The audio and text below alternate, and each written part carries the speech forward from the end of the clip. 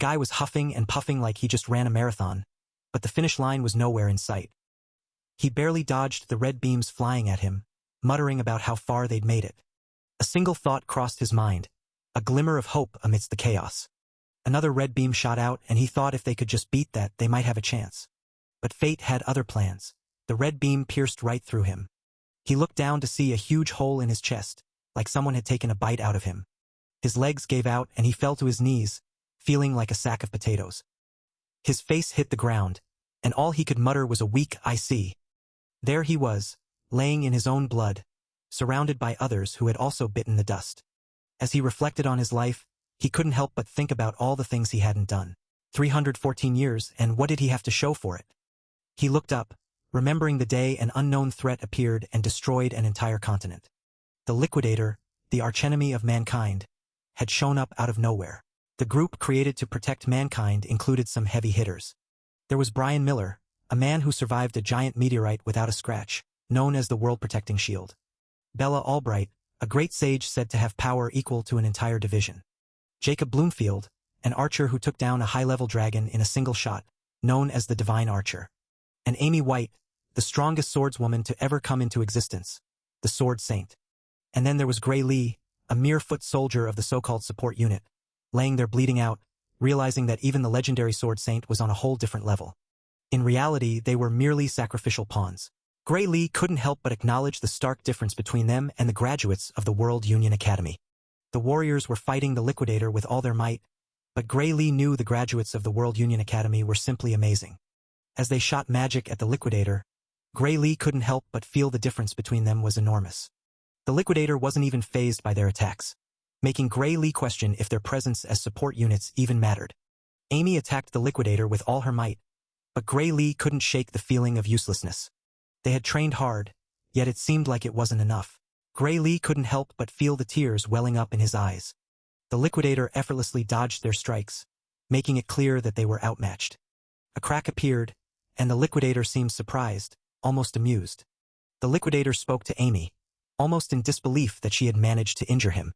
Red orbs popped up around them, and the Liquidator pondered if he should stop holding back. Before anyone could react, red slashes cut through the heroes, leaving Gray Lee in shock. Blood splattered everywhere, painting a grim picture of the battle's outcome. Gray Lee stood there, shocked and unable to comprehend the sheer power of the Liquidator.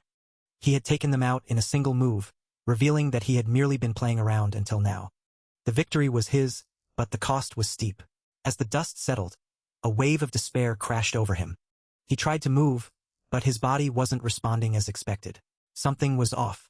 Glancing down, he saw the pool of blood beneath him. His heart had been pierced, yet he was still standing. How was he even alive?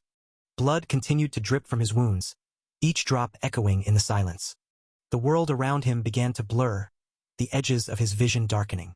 A sudden flash of light pierced the darkness, and everything went white. When the light faded, he found himself in a strange new place. It was barren, empty, and nothing like the battlefield he had just been in. He looked around, confusion etched on his face. Was this the afterlife? It was a bit underwhelming, to say the least. As he took in his surroundings, something caught his eye. A mysterious big black being sat on a throne, watching him. Who were they and what did they want? The being raised a hand, and suddenly, the pain from his wounds vanished. He felt whole again. He looked down at himself, shocked. His wounds were gone, healed as if they had never been there. The being spoke, its voice echoing in his mind. It claimed he had healed himself with his own power. He was confused. What power? He had no idea what they were talking about. As he stood there, clueless about the power it mentioned, the big black being dropped a bombshell. Apparently, he had more juice than the Liquidator, which was news to him. His brain short-circuited for a second. Was this being seriously saying they had a shot at winning this? Before he could even process that thought, the big black being was already laying out the game plan. First step, get rid of the Liquidator. Suddenly, the big black being's hand phased right through him like he was a ghost. Okay, that was new. Just as quickly, the hand pulled back out, leaving him feeling weirdly intact and unharmed. Then, out of nowhere, his chest lit up like a glow stick at a rave. What was happening? Next thing he knew, he was glowing like a human nightlight. Power surged through him and it felt incredible. He rose up, and in his hand, a sword made of black flames materialized out of thin air. This was next-level stuff. He took a step forward, feeling the weight of the sword in his grip. Suddenly, things were starting to make sense. The liquidator turned, probably sensing the sudden shift in the room. Too late to back out now. Without hesitation, he swung the sword, slicing through the air with a fierce determination. The liquidator stood there, looking utterly confused, like he couldn't believe what just happened. The liquidator was still processing his shock when Gray Lee, looking like he just won the lottery, grinned and thought that his last move actually did some damage.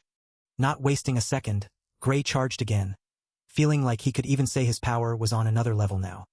Swinging his sword with all his might, Gray was ready to declare his power was stronger than ever. But the liquidator wasn't about to be underestimated. His pressure started rising, sending a clear message that he wasn't done yet. Gray's sides got slashed out of nowhere, leaving him stunned and bleeding. Gray couldn't believe what just happened. He was left standing there, confused and hurting. Blood gushed from his wounds, painting a grim picture of the battle's intensity. Suddenly, black flames started rising around Gray, like something inside him had awakened. The liquidator turned to face Gray, his eyes widening at the sight of the black flames. Gray was covered in black flames, his huge sword also engulfed in the dark fire, making him look like a force to be reckoned with. The liquidator was shocked, clearly not expecting this turn of events. Quickly, the liquidator threw up a barrier, his voice shaking as he questioned if Gray was truly human. Gray, with half his face covered in black flames, looked more intimidating than ever. Gray's sword clashed with the barrier, the impact sending shockwaves through the battlefield. The shockwaves from Gray's strike still echoed as the barrier began to give way, cracks spreading like spiderwebs across its surface. With a final, resounding crack, the barrier shattered completely, a massive slash cutting through it like butter.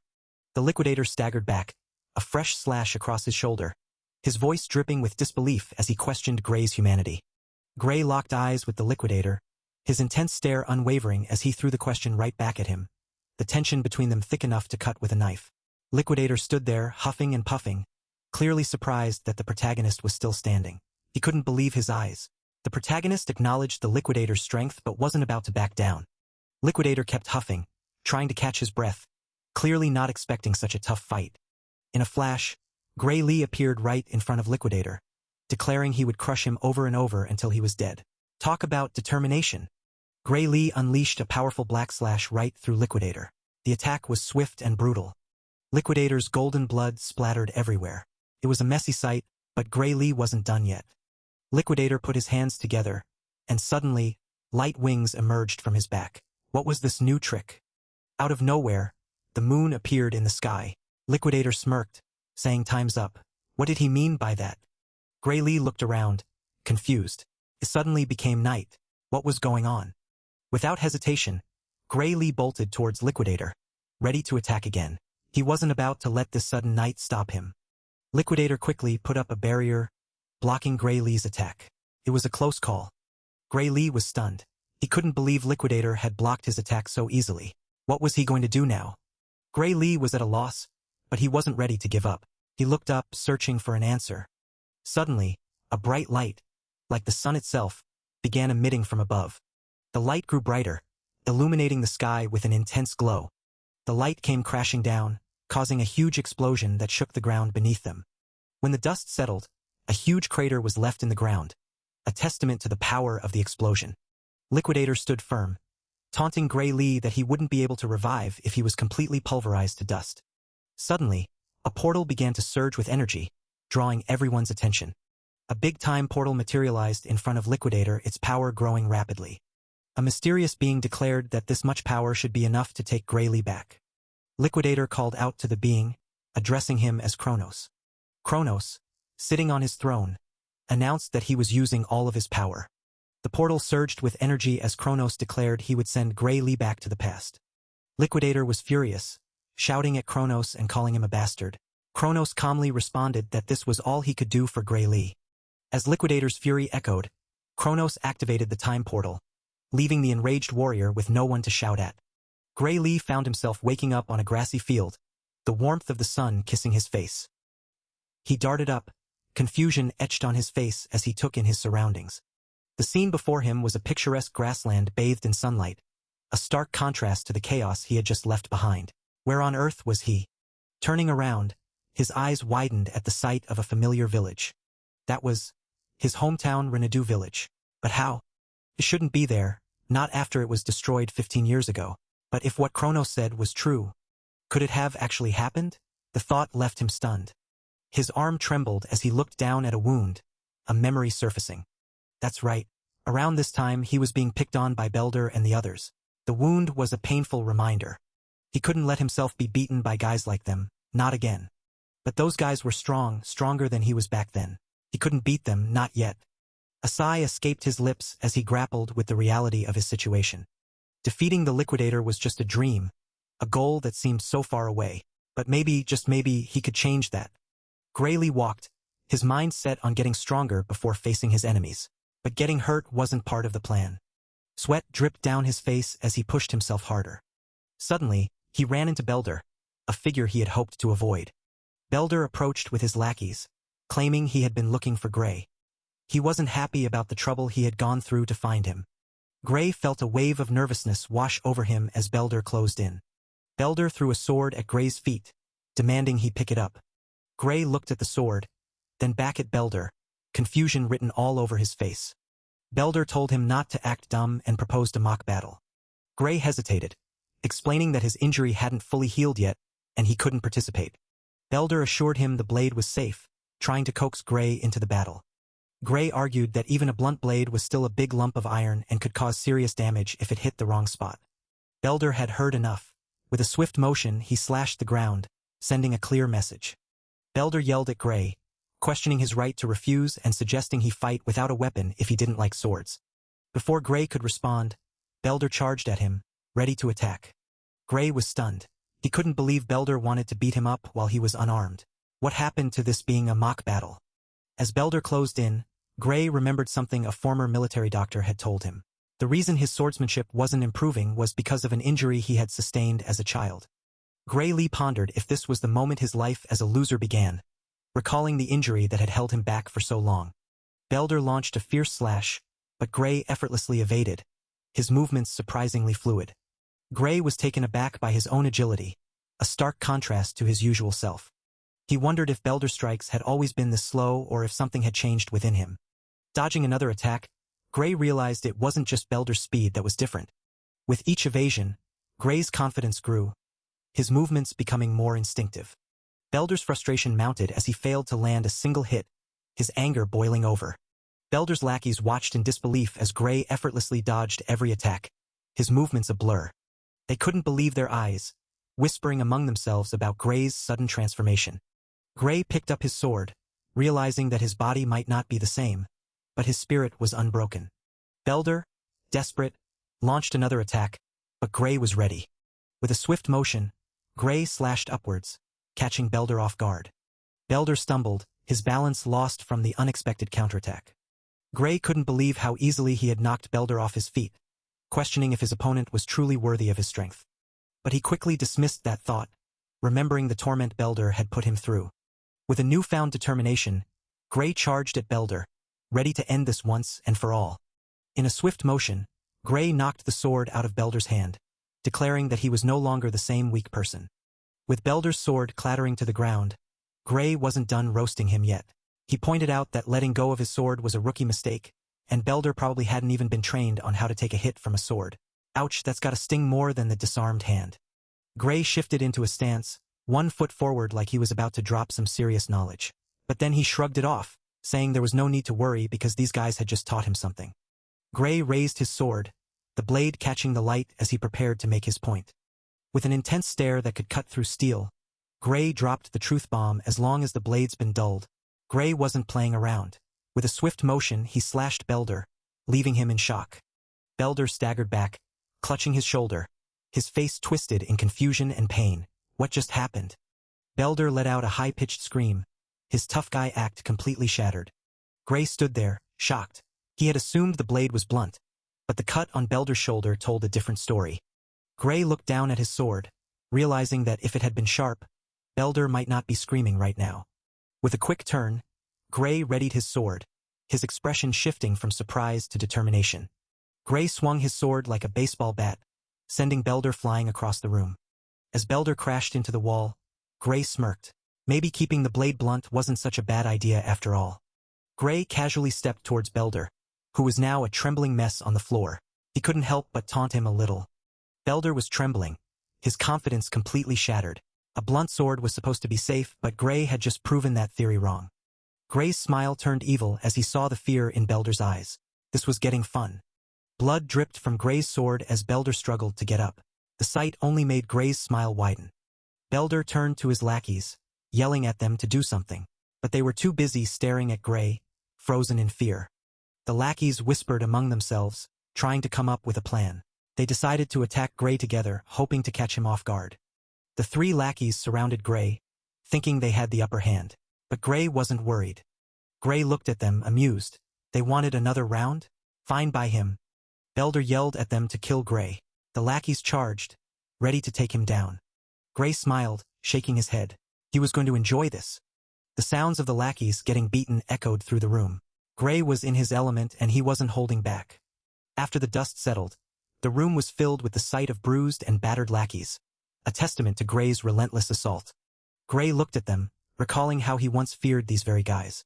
He asked if they were from the Saria swordsmanship dojo, his voice echoing in the tense silence. Belder, nervous and stuttering, confirmed Gray's suspicion. He admitted they used to attend the dojo but felt they had gotten strong enough and stopped going.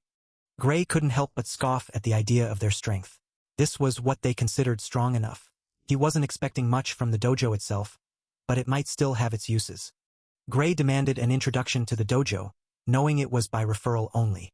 His determination was palpable, and Belder couldn't ignore it. Belder hesitated, fearing his master's reaction if he found out about his loss. He couldn't just ask someone else to introduce Gray. Gray, impatient, drew his sword and slashed, the tension in the room escalating. A leaf fell, cut in half, as Gray calmly suggested they continue what they were doing. The threat was clear. Belder, now sweating bullets, quickly agreed to introduce Gray to the dojo, sprinting ahead while shouting directions. The others scrambled to keep up, shouting for Belder to wait. As they rushed into the village, the group's panic was evident. They couldn't afford to leave Gray behind.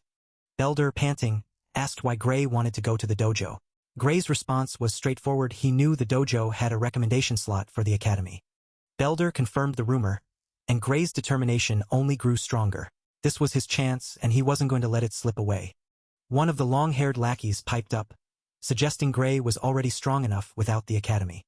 Gray's expression darkened as he thought about how nice it would be if his current strength was actually enough. He recalled the Liquidator, knowing even the world's strongest lineup was no match. His resolve hardened. He needed more power. Graylee knew he needed more power, but even with that power, he couldn't even scratch the Liquidator when he got serious. He wondered just how strong he needed to beat that thing. Though it wasn't as if there were zero clues. At that moment, he felt it for just a second, but he was able to control that dark power. What was it that allowed him to control that power even for a second? It was the swordsmanship taught to him by the Sword Saint. If he had spent more time training in swordsmanship, in the same conditions as the Sword Saint, the battle's outcome might have been different. That must be why Kronos sent him there. A woman holding a sword basically called him out, saying what he was trying to do was to pick on a civilian with the swordsmanship he learned from her and ended up getting his butt handed to him instead. Belder and his lackeys were there too, looking nervous. The woman was swordsmanship dojo instructor Saria. Belder tried to explain that they weren't trying to pick on him. It was a mock battle. Saria wasn't having it and swung her sword, causing an explosion. They freaked out as Saria asked who told them to make up an excuse. Saria wasn't having it, calling them out for pretending their little beatdown was some mock battle. She made it clear that if they thought ganging up on someone unarmed was a fair fight, then their little ambush was just as pathetic. With a flick of her blade toward Belder's face, she laid down the law. They were done here, and she never wanted to see them again. She wasn't done yet, though. Saria dropped the bomb that those 77 losers were officially washed, no longer students of the dojo. And just like that, they were out, leaving with their tails between their legs. They didn't stick around to argue. They just dipped, knowing they'd been thoroughly roasted. Once they were gone, Saria turned her attention back, sitting down with a sigh. She apologized, admitting that her former students had caused a ton of trouble. But Gray just brushed it off, saying it was no big deal. Saria bowed her head in thanks, showing some serious respect.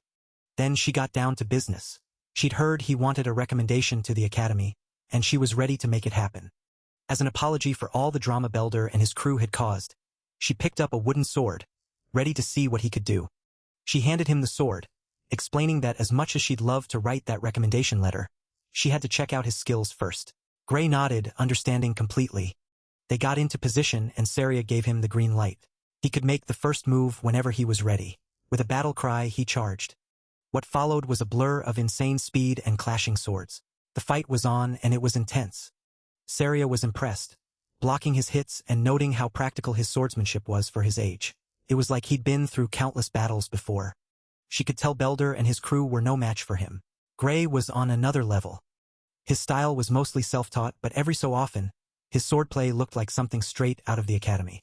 It made her wonder if someone had taught him. She smirked, thinking he was a diamond in the rough. It was sad to see the fight end, but it was about time to wrap things up. With that, she dashed forward, ready to finish the fight. Gray dashed to meet her, the final clash about to go down. Gray arrived just in time, deflecting her strike with a swift motion. He kept up with her relentless assault, each hit met with a precise counter. Saria's confusion grew as her attacks were effortlessly parried.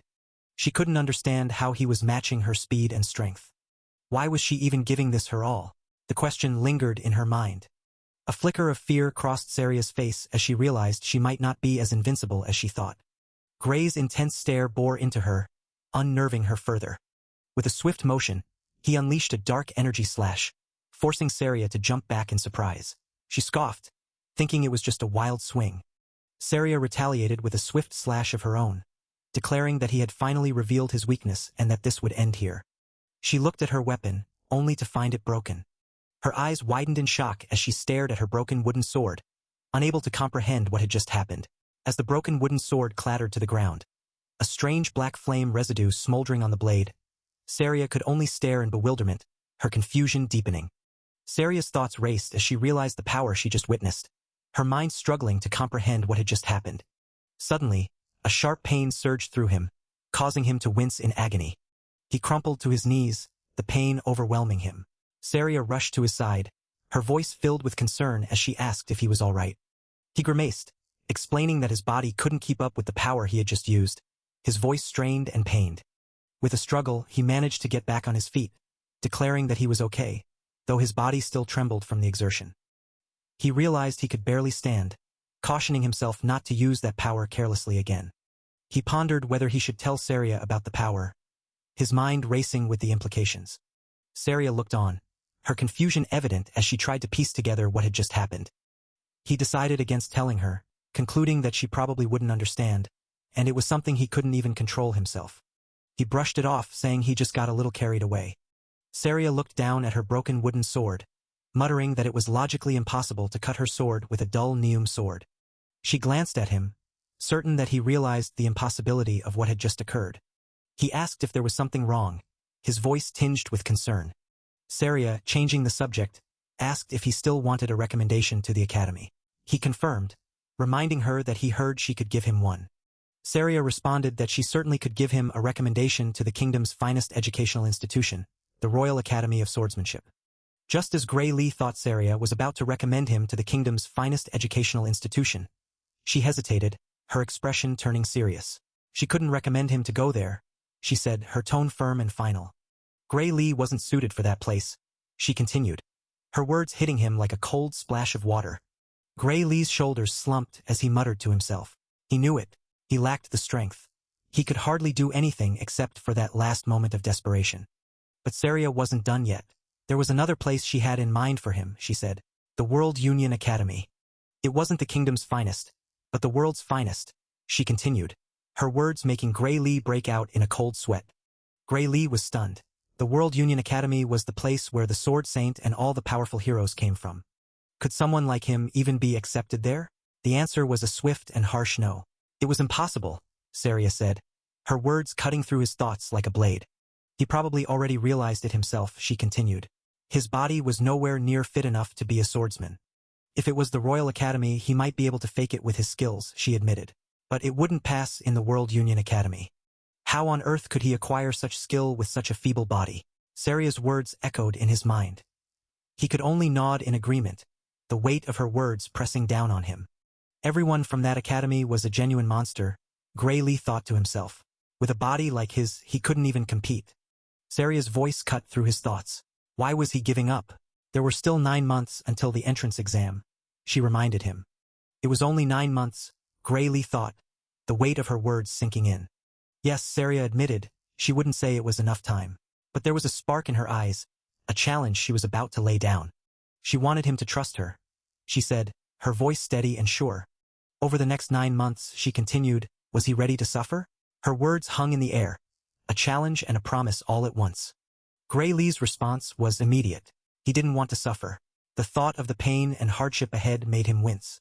But despite his fears, despite the challenges ahead, Grey made his decision. He would do it, he said, his voice steady and determined. The journey ahead wouldn't be easy, but he was ready to face it head-on. With his decision made, Grey bowed deeply, asking Saria to guide him through the next 9 months of intense training. Saria smiled, clearly pleased with his determination and commitment. But Grey looked concerned as Saria's expression turned serious. Cracking her knuckles, Saria prepared to push him harder than ever before. Days turned into weeks, and weeks into months as Grey trained relentlessly under Saria's watchful eye. 8 months later, Grey's body was a testament to his hard work, every muscle defined and powerful. Saria nodded approvingly, noting how much more muscular he had become. She declared that she had nothing more to teach him and urged him to go out there with confidence. But Grey hesitated, pointing out that there was still a month until the exam. Saria handed him a bag of money, enough for the trip and a month's worth of food, insisting he leave early to get used to the place. Grey refused, arguing that going a month early was unnecessary. He accused Saria of trying to chase him out of the village, his voice tinged with suspicion. Saria sighed, telling him he was overthinking it. Grey changed the subject, mentioning rumors of an ogre's nest found nearby. He pointed out the lack of guards in the village, his concern growing. Saria confirmed the rumors, her expression turning serious as she realized the potential danger. Saria brushed off the danger, insisting it had nothing to do with them. Help would come from the royal capital, so there was nothing to worry about, she assured, though her words felt hollow. She urged him to head to the exam without any worries, her smile not quite reaching her eyes.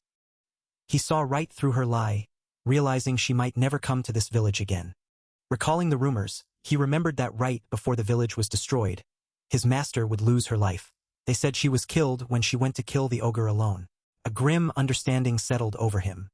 With a heavy heart, he thanked her, the weight of her sacrifice pressing on him. He bid his farewell, stepping into the night, his mind a whirlwind of thoughts. Saria smiled, her voice echoing in the night as she prayed for his success in the exam. The scene shifted to a grim sight of skeletons with blood poles stuck to their mouths, a chilling reminder of the danger lurking. Saria tracked the bloodstains, her mind focused on the scout's report, each step taking her deeper into the unknown. She followed the long blood trail, her heart pounding with each step, knowing the danger was close. Saria looked up, her voice barely a whisper as she wondered where he was going. Perched on a tree branch, he called out to his master, his voice filled with concern and urgency.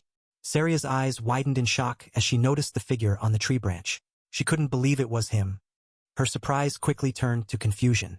What was he doing here? Shouldn't he be on his way to the academy? Grey landed gracefully, shaking his head. That wasn't going to happen. He thought the ogre nests would be taken care of by the army from the royal capital. Saria walked towards him, explaining that the army couldn't come due to some urgency, so she decided to deal with it herself. She assured him that she alone was enough, knowing the strength of the nest from the scout's report. The nest's boss was an elite ogre, with around 40 to 50 monsters in total. That number of minions would be a tad tricky, she admitted. Grey pondered. An elite ogre wasn't that strong on its own. But the ogre's real strength lay in its intelligence and leadership. Considering the risk of getting surrounded, it was suicidal to fight alone. And there was one thing he knew for sure. If he let his master go on alone, she wouldn't make it out alive, and the village would be destroyed by them. He had seen that future with his very own eyes. Grey pleaded to take him with her, but Saria shook her head, insisting that she alone would suffice. He wasn't going to miss this chance to gain some real combat experience. Or did she think he would just get in her way? Saria acknowledged that he wouldn't get in her way. She couldn't even best him in a mock battle anymore. But nobody knew what might happen in a real fight, especially in a monster's nest that suddenly formed like this. For a dangerous job like this, it was best to wait until he had a bit more experience in real fights. Grey insisted on going with her, and he had an idea. Saria raised an eyebrow, clearly not expecting Grey to have a plan. An idea? Really? She was skeptical, to say the least. Gray stepped forward, confidence in his stance. He would fight her, knock her out cold if he had to. And then, he'd take on the ogre all by himself. Bold words, but his determination was clear. Saria couldn't help but smile. His confidence was amusing, but she wasn't about to let him have all the fun. She sighed, throwing her hands up in mock defeat. Fine, she'd let him have his way, for now. But she made him promise her one thing. No matter what happened, he had to come back alive. Gray nodded, his resolve unwavering. He had every intention of keeping that promise. He put his sword down, turning to her with a serious expression. His plan was set and he wasn't backing down. As they walked, Gray added a plea. She better not die either. Saria chuckled, agreeing to his terms. They reached the ogre's hideout, a place that reeked of danger and left no room for escape. Saria surveyed the terrain, noting how confident the ogres must be to build a nest in such a location. Gray agreed, adding that they couldn't escape either. They were up against intelligent monsters and caution was key. Saria knew he was right. She scanned the area, looking for the boss. It was probably hiding, waiting for the perfect moment to strike. They needed to thin down the numbers first. Saria turned to Gray, giving him his orders. He was to take out any enemies he could see, one by one, from his side. She would go from the other side, covering more ground. It was a solid plan, and they both knew it. Gray understood, and Saria was satisfied with his response. They were ready. With a final nod, they bolted into action. The battle was on. The ogre turned, sensing the sudden shift in the air as the battle kicked off. Saria leapt into the air, her blade glinting as she prepared to strike. With a swift motion, the ogre's head flew off, smooth and clean. Another ogre caught sight of its fallen comrade's head and froze. The ogres all turned, their attention now fully on the new threat. They roared loudly, their voices echoing through the battlefield. The main character sliced through multiple ogres, his movements swift and precise. A bloodbath ensued, with the main character at the center of the chaos. Saria joined in, slicing ogres into chunks, her blade a blur of motion. The main character continued his assault, cutting through ogres like a hot knife through butter. Suddenly, it got quiet, the battlefield littered with dead ogre bodies. Saria landed gracefully, a satisfied smirk on her face as she commented on their victory. The main character, however, urged her to stay alert, reminding her that they were just getting started.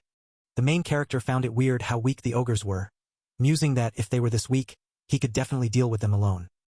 He turned his gaze towards the tent, a sense of foreboding washing over him. Red eyes glowed menacingly from within the tent, watching their every move.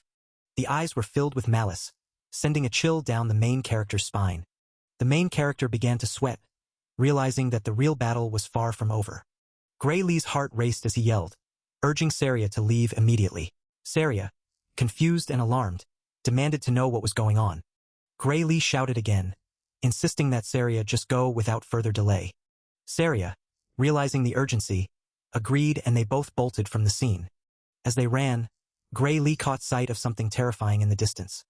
A massive ogre landed with a ground-shaking thud, sending shockwaves through the area.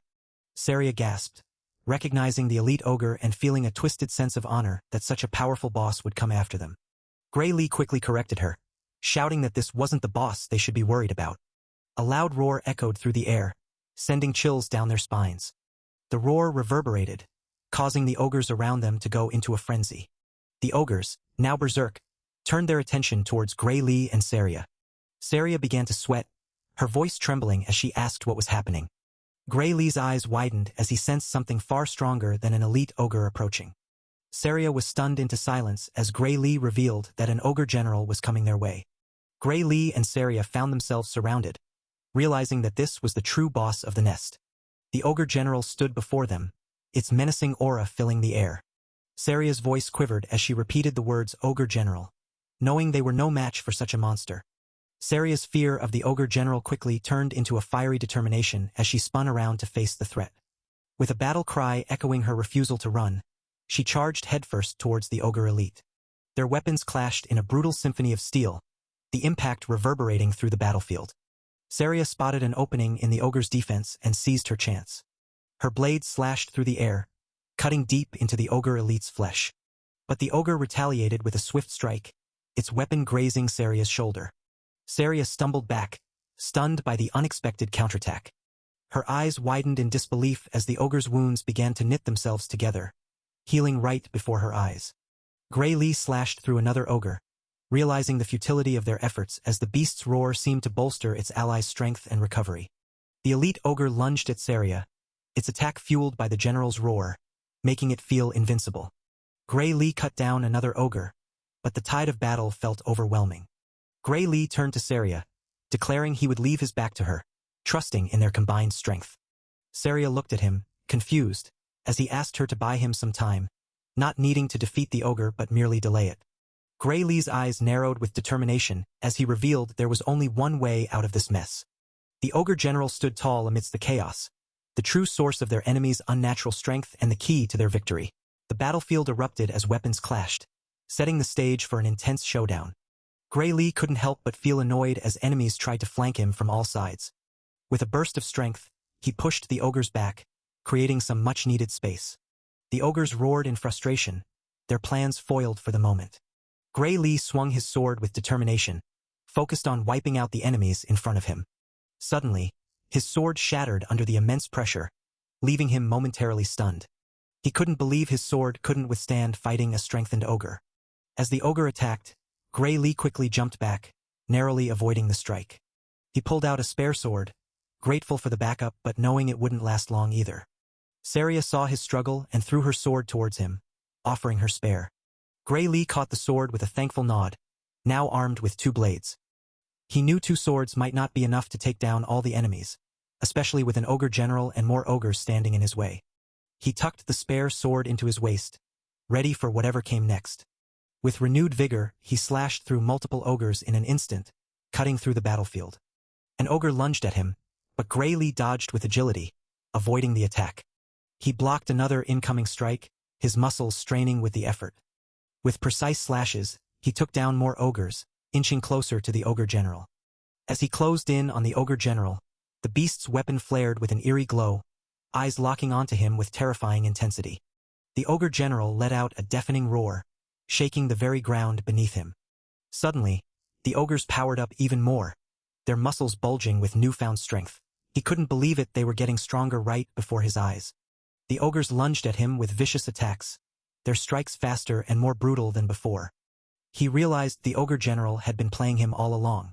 The beast's intellect was no joke, and now he was paying the price. With a quick reflex, he deflected an ogre's attack, sending it crashing to the side. He didn't have time to waste. He charged past the fallen ogre, slicing through anything in his path. His blades moved in a blur, cutting down ogres left and right. He couldn't afford to slow down. There was no time to deal with the endless waves of ogres. An ogre grabbed him from behind, its grip crushing.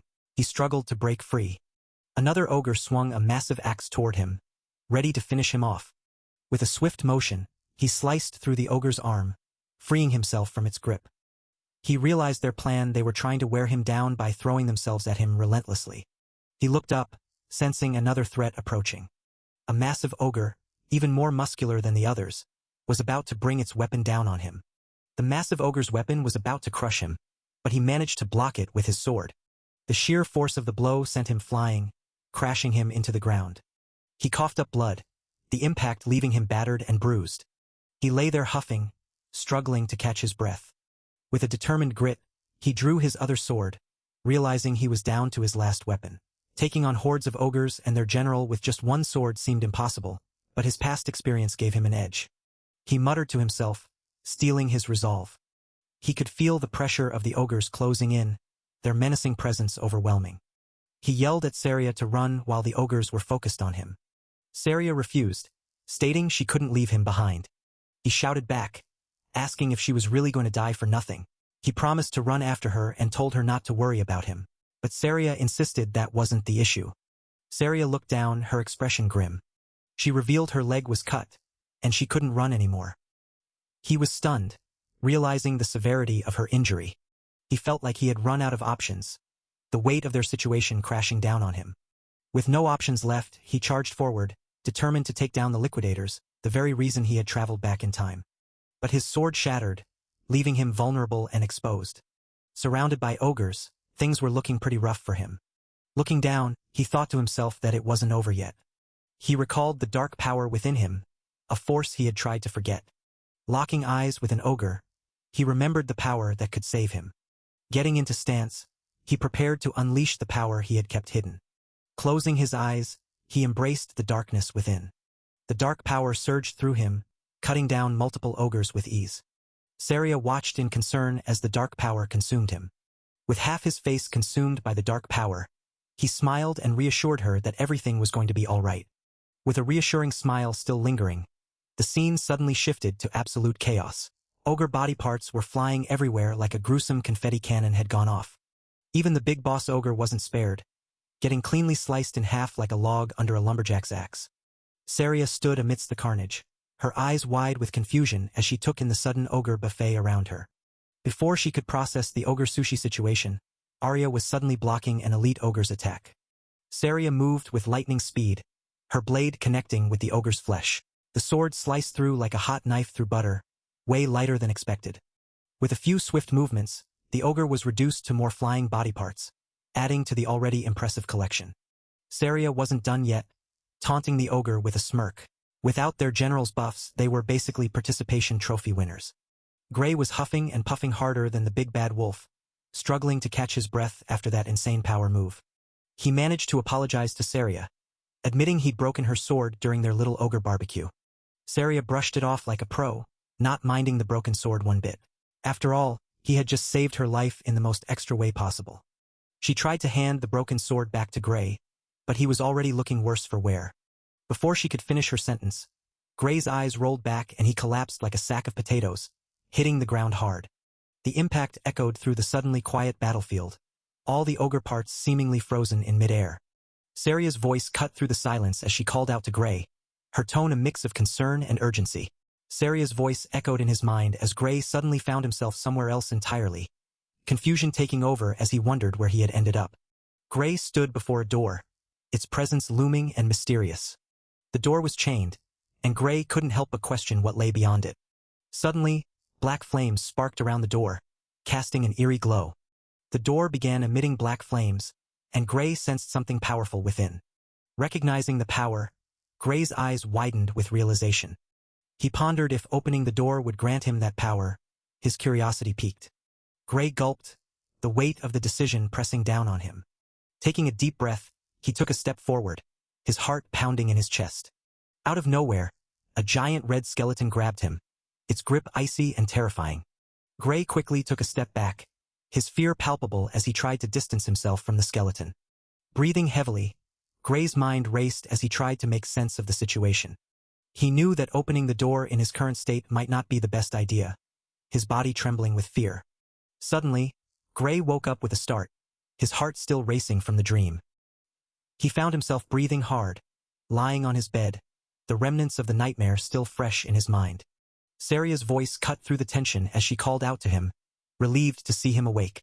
As Saria's voice echoed with relief, Gray Lee stirred, confusion clouding his gaze as he took in the unfamiliar surroundings of the village infirmary. Saria quickly filled him in. He'd been out cold for 5 whole days, and she'd been seriously worried he might never wake up. Gray processed the news, realizing just how hard he'd pushed himself. 5 days unconscious? No wonder his body felt like it had been through a war. Saria wasn't having his casual self-assessment though. Pushing himself pretty hard didn't even begin to cover what he'd actually done. Shifting gears, Saria asked the real question: was he actually okay? Could he even move? Gray attempted to take stock of his body, starting with his right arm. Turns out, his right arm was basically useless. He could move it if he really tried, but holding a sword? That seemed like a distant dream. And then there was the bruise. It looked rough, but surprisingly, it didn't hurt at all. Saria pointed out the obvious: his arm wasn't in great shape. Gray realized she couldn't even see the bruise, but the real issue was his dominant arm feeling completely drained of strength. Saria dropped another bombshell: his bones were basically shattered. Healing up anytime soon wasn't looking likely. Gray processed the grim news. His bones were in pieces, but weirdly, he felt no pain. Saria revealed they'd treated him with a magic potion. A magic potion? Those weren't cheap. Gray couldn't believe they'd used something so valuable on him. Saria waved off his concerns. Turns out, the village chief had provided it. Gray was shocked. Why would the chief give something so precious for someone like him? Saria seemed just as confused by his reaction. Then she dropped the real surprise: Gray wasn't just anyone. He was the hero of this village. Gray just stared blankly, completely lost for words. Hero? Him? What was she talking about? Gray was still lost in thought when suddenly, a man burst in, yelling his name like he just won the lottery. Gray stammered, barely getting the chief's title out before the man cut him off, already thanking him for the magic potion. The chief wasn't having any of Gray's modesty.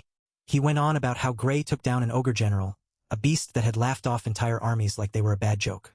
The chief grabbed Gray's hand, his voice shaking as he said that without Gray, the village would have been toast. The chief kept going, saying that without Gray and Sarai, the potion, the infirmary, and even the villagers' lives would have been gone. The chief's words hit hard. None of them would be here if it weren't for Gray. Gray tried to brush it off, saying the chief was exaggerating, but the weight of the moment wasn't lost on him. The chief wasn't backing down. He told Gray he knew exactly what he was talking about. Gray's mind raced. The chief was right. In his past life, this village had been wiped out by ogres. But now, it was still standing, all because of him. The chief wasn't done. He said if Gray still didn't get how huge this was, he'd be happy to spell it out for him. Then he dropped the question, was it true that Gray was heading to the World Union Academy? Gray just stood there, processing everything. All he could manage was a quiet, oh. Gray's mind kicked into overdrive. He'd taken down the ogre a week before the exams, and if he'd been out for 5 days, that left him with only 2 days to get to the academy. The academy was a 3-day walk away. Gray figured he could cut that down to 1 day if he had a horse, but there was just one problem: he was broke. Gray turned to the chief, almost tripping over his words as he asked if he could borrow a horse. The chief just smiled like he'd been expecting this. He told Gray he'd already prepared the best horse in the village for him. With her speed, Gray would make it to the academy in no time. Gray got up, still feeling the weight of the chief's words. Saria wasn't having his slow-mo morning vibes though, and reminded him they would have straight up carried his sleeping self to the academy if they had to. He opened the door, ready to face whatever came next. The sunlight hit him like a truck, but in a good way. No more dark, gloomy rooms. The whole village was out there, waiting with a horse that looked like it could outrun the wind. This was really happening. The villagers started thanking him, their voices a mix of gratitude and excitement. They told him he had to pass those exams, no excuses. More shouts of thanks came his way, this time for saving the village. Gray just stood there, taking it all in. A man stepped forward with a sack, insisting Gray take it. No way was he leaving without this mystery bag. Gray took the sack, wondering what in the world was inside. The suspense was killing him. The guy spilled the beans. It was a gift from the whole village. They knew applying to the World Union Academy wasn't cheap, and they wanted to help. Gray looked around at everyone, feeling the weight of their kindness. This was getting real. All he could say was thank you, because seriously, what else do you say when an entire village has your back? Gray admitted that coming back would be tough if he failed his exams. But Saria wasn't having any of that negative talk. She pointed out that none of the applicants at the World Union Academy could take down an ogre general. Like, none. Gray flexed his right arm or tried to, feeling the limits of his injury. But Saria wasn't done hyping him up. She reminded him his left arm was still good to go. He tested it out, feeling the strength there. Saria told him that was more than enough. And hey, he didn't even need to use that power of his if he didn't want to. But Gray couldn't shake the feeling that the entrance exam might not be so easy. Passing it with just one arm, that was going to be a challenge. Gray was feeling the pressure, but then Saria stepped in, full of confidence. She assured him that the examiners wouldn't overlook his abilities and guaranteed he'd pass. With a smirk, Saria doubled down, telling Gray there was no way he wouldn't pass. Gray thanked her, feeling the weight of her words. Now he couldn't afford to fail. Gray thought about the village destroyed in the previous world. It was still standing here, a reminder of the changes he could make. This world was different from the old one. The future could be changed, and Gray was determined to be the one to change it. With a sense of purpose, Gray set off, ready to take on whatever came next. Gray arrived at the city, grateful for the help that got him there on time. He took a moment to look around, soaking in the new surroundings. The view of the sky was breathtaking, and Gray couldn't help but admire it. There it was, the World Union Academy, standing tall and imposing. Gray knew this was where his journey would truly begin. Gray stepped into the central arena, the heart of the academy, where his journey was about to kick off. The place was buzzing, and he could feel the energy. A voice boomed over the crowd, announcing the start of the exam ticket distribution. The rules were clear: stay inside the central arena, no exceptions. Gray looked around, realizing everyone here was an examinee, just like him. But the odds weren't exactly comforting. Only around 20 would make the cut. The crowd murmured, some mentioning how the number of successful candidates varied wildly each year. One year it could be 50, the next just one. Talk about a gamble.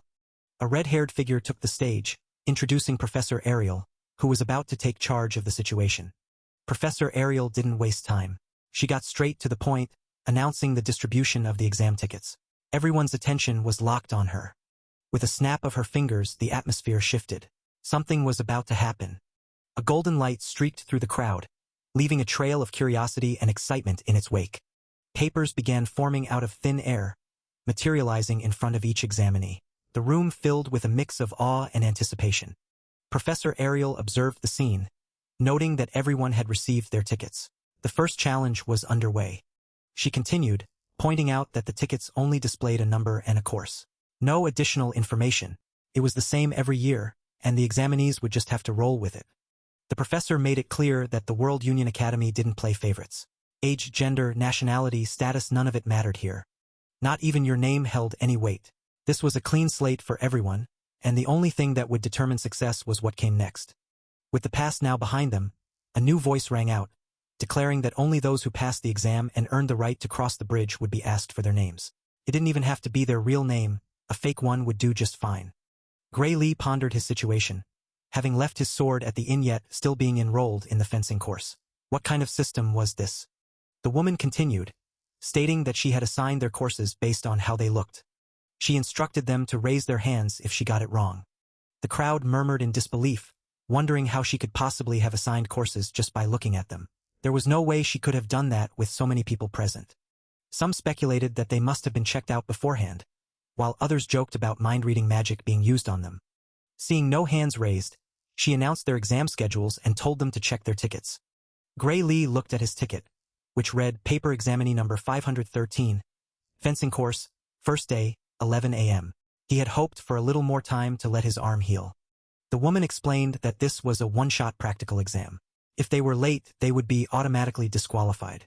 No personal requests for schedule changes would be accommodated. Gray Lee clutched his arm, pleading silently for it to heal, even if just a little, by tomorrow. The next day arrived, and the arena loomed before him.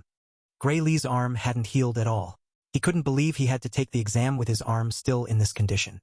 An instructor told him to wait at the arena entrance for his turn.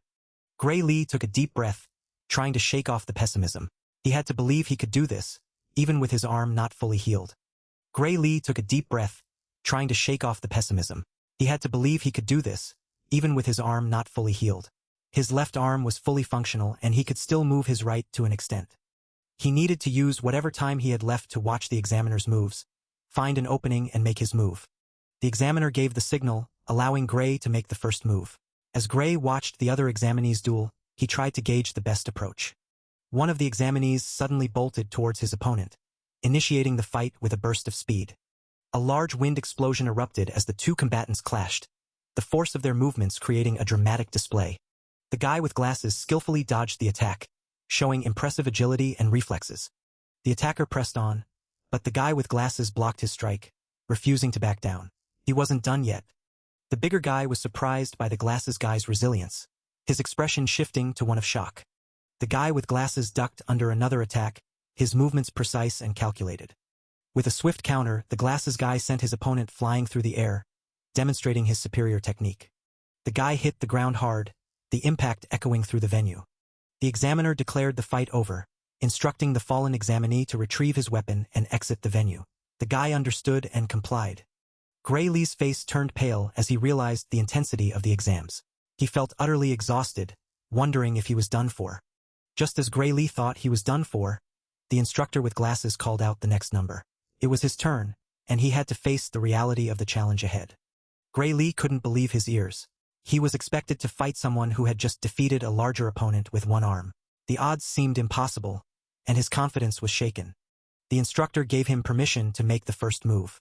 Gray Lee, despite his doubts, acknowledged the instruction and prepared himself for the battle ahead. Gray Lee felt hopeless, thinking he stood no chance. But he decided to give it his all, no matter what. Charging forward, Gray Lee remembered Saria's words about channeling power through the entire body. He hoped this technique would give him an edge. Gray Lee realized that even if his right arm was powerless, He could still drive force through his other muscles. With a swift swing, Gray Lee attacked, but the instructor easily dodged his strike. Gray Lee knew it wasn't going to be easy. If swinging a sword without arm strength was simple, no one would bother training their body in the first place. The instructor launched an attack, his movements swift and precise. Gray Lee was confused by the instructor's speed, struggling to keep up with the sudden onslaught. As the instructor moved in what seemed like slow motion to Gray Lee, he couldn't help but feel a mix of emotions. Gray Lee managed to block the attack, his sword shaking from the impact. Gray Lee realized the instructor had insane power, but his speed and technique didn't compare to his master's. This gave him a glimmer of hope. Gray Lee thought he might just be able to make up for the difference in arm strength with his technique and determination. With renewed resolve, Gray Lee and the instructor engaged in a back-and-forth sword fight, each trying to outmaneuver the other. As the swords clashed, Gray Lee noticed something off about his opponent. The instructor's glasses glinted in the light, and Gray couldn't shake the feeling that something was up. He wasn't nearly as strong as Gray had thought. With a sudden realization, Gray Lee's eyes widened. He had figured it out. This wasn't his instructor at all. Master. It was someone else entirely. Thinking quickly, Gray Lee deflected the glasses off the imposter's face, revealing his true identity. I know who you are now. A smirk played on Gray Lee's lips as he realized he had the upper hand. The game had changed and he was ready.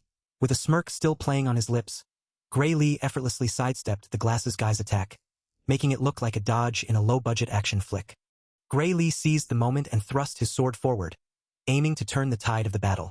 But the glasses guy wasn't having it and deflected the attack with a swift motion, proving he wasn't just some nerd with glasses. Gray Lee's sword trembled as he realized the power gap was no joke. Fighting with one hand was turning out to be a major bummer. Yet, Gray noticed the glasses guy's movements getting rougher, like a robot running out of battery. It was risky, but Gray saw his chance and decided to make his move. The glasses guy charged at Gray, looking like he meant business. Gray Lee stood there, waiting, as cool as a cucumber. The glasses guy slashed, but Gray was ready. Gray spotted an opening and thought, "You made a wide, open swing, buddy." Gray stepped forward, ready to exploit the glasses guy's mistake. With a burst of speed, Gray bolted behind the glasses guy, faster than a kid running to the ice cream truck. Before the glasses guy knew it, Gray was behind him, ready to strike. Gray thought, no matter how great the difference in power is, if I can just get behind him, then... But just as Gray was about to make his move, a voice shouted, "Stop!" Gray's sword nearly pierced the glasses guy, leaving everyone on the edge of their seats. Gray's blade was inches away from victory, but the match wasn't over yet. He couldn't believe they were stopping the action this early. Talk about a major buzzkill. The examiner stepped in, announcing that the time limit had been reached. With a wave of his hand, he declared the match a draw, leaving Gray stunned. Gray looked down, frustration etched on his face. He couldn't believe he hadn't secured a win. With a heavy heart, Gray walked away from the arena, the weight of his almost victory pressing down on him. As he descended the stairs, Gray couldn't shake the thought that if he couldn't even beat this guy, his journey would be way harder than he thought. He turned, determined. His arm would heal by next year, and he'd be back to take the exam again, no matter what. Gray left the arena, thanking his luck quietly. He knew he had to prepare better for the next time. 1 week later, the scene shifted to the World Union, where a room full of instructors had gathered. The meeting room was filled with instructors, ready to discuss the results of the exams. An older instructor asked for thoughts on the candidates now that they had all finished their exams. One instructor complained about the inefficiency of everyone observing together, suggesting they divide the workload next year. A mustachioed instructor countered, stating they couldn't afford to overlook talent just for the sake of making things easier. The older instructor reminded them that he had asked for thoughts on the students, not the exam system. Magic screens popped out, and the instructor announced they would start with the swordsman course, asking who had passed. As always, those who beat the examiner passed. The rest would be based on the quality they showed and how they held out during the time limit. The instructors were asked for their thoughts. As the instructors reviewed the recordings, a few candidates caught their attention. Apart from those who managed to beat the examiner, candidates number 5Z17 and 753 stood out. Two instructors discussed the candidates, agreeing that even if others joined, they wouldn't be able to keep up in class. No one seemed to think otherwise as the room fell silent. The room got quiet, everyone seemingly in agreement about the candidates' potential. An older instructor confirmed the successful candidates for the swordsmanship course but raised a question about candidate number 513. The old guy looked around, seemingly pondering about candidate number 513. A red-haired woman chimed in, asking for everyone's thoughts on candidate number 513. All eyes turned to the main character, candidate number 513. This little guy was under the spotlight now. They watched his fight, noting that he looked like he was going to win but relied heavily on setting traps to beat the examiner. This could make things difficult for him in the future. A mustachioed instructor commented on his technique being good but his strength lacking, feeling he was outmatched from start to finish. The old instructor concluded that, in that case, he was no good. The red-haired woman smiled, seemingly having a different opinion. She mused that if everyone was this blind, maybe having everyone observe together really was a waste. The next day arrived, marked by the chimes of the clock tower. The main character looked at his card, reminding him of the swordsmanship course's first day at 11 a.m. An announcement was made, declaring the successful candidates for the swordsmanship course. 6 candidates were about to embark on a new journey. With the announcement of the successful candidates, Gray Lee braced himself for what was to come, muttering softly about the journey ahead. As the papers began to burn, the names of the accepted candidates were revealed one by one. Candidate number 5 and candidate number 217 were called first. More papers burned away, revealing more names. Candidates number 432, 615, 753, and 925 were announced. The list was complete. Gray Lee stood stunned as the reality sank in. Only 333 candidates had been accepted into the swordsmanship course. The successful candidates were instructed to cross the bridge and complete their enrollment procedures by the end of the day. Gray Lee couldn't help but feel a pang of disappointment, thinking he had failed after all. Gray Lee looked down, trying to process his emotions as the weight of the moment settled in. Around him, some people were crying, while others were murmuring about the next part of the announcement, the Divine Eye Special Admission. Suddenly, Gray Lee's number was called, and his card burned with a blue flame. Candidate number 513 was announced. Everyone turned to look at Gray Lee, their eyes filled with curiosity and surprise.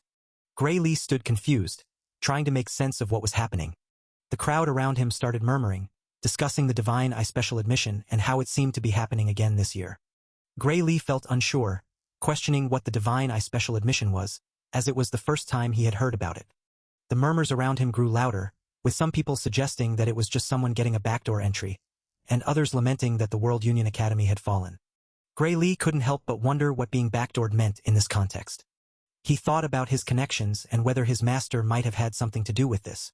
Still, he was confused as he hadn't heard anything about this special admission.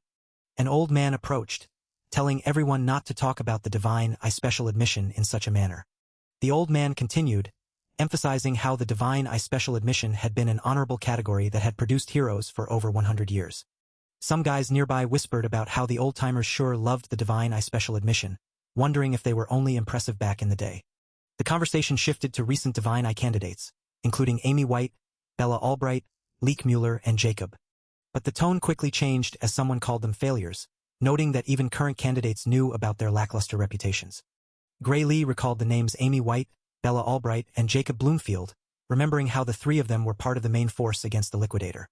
The realization hit him hard, leaving Gray Lee visibly shocked. Gray Lee was still reeling from the shock when an announcement blared overhead. The entrance ceremony would begin in 30 minutes, and students were to assemble in the plaza in front of the main office. The World Union was calling. Students in uniforms milled about, blending into the crowd, ready for whatever came next. Confused murmurs spread through the crowd as students looked around, questioning if they were even in the right place. The plaza was empty, nothing but open space. A guy suddenly appeared, offering a quick apology, as if sensing the confusion. A bespectacled man stepped forward, explaining there had been a slight delay due to a mix-up. Setting up? What were they even setting up? The crowd was asked to step back a little, making room for whatever was about to happen. The anticipation was building. The instructor glanced around, muttering to himself before declaring it perfect.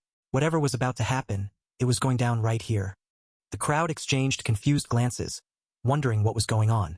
The tension was palpable. The instructor placed a hand on the ground, and the air crackled with energy. Something big was about to go down.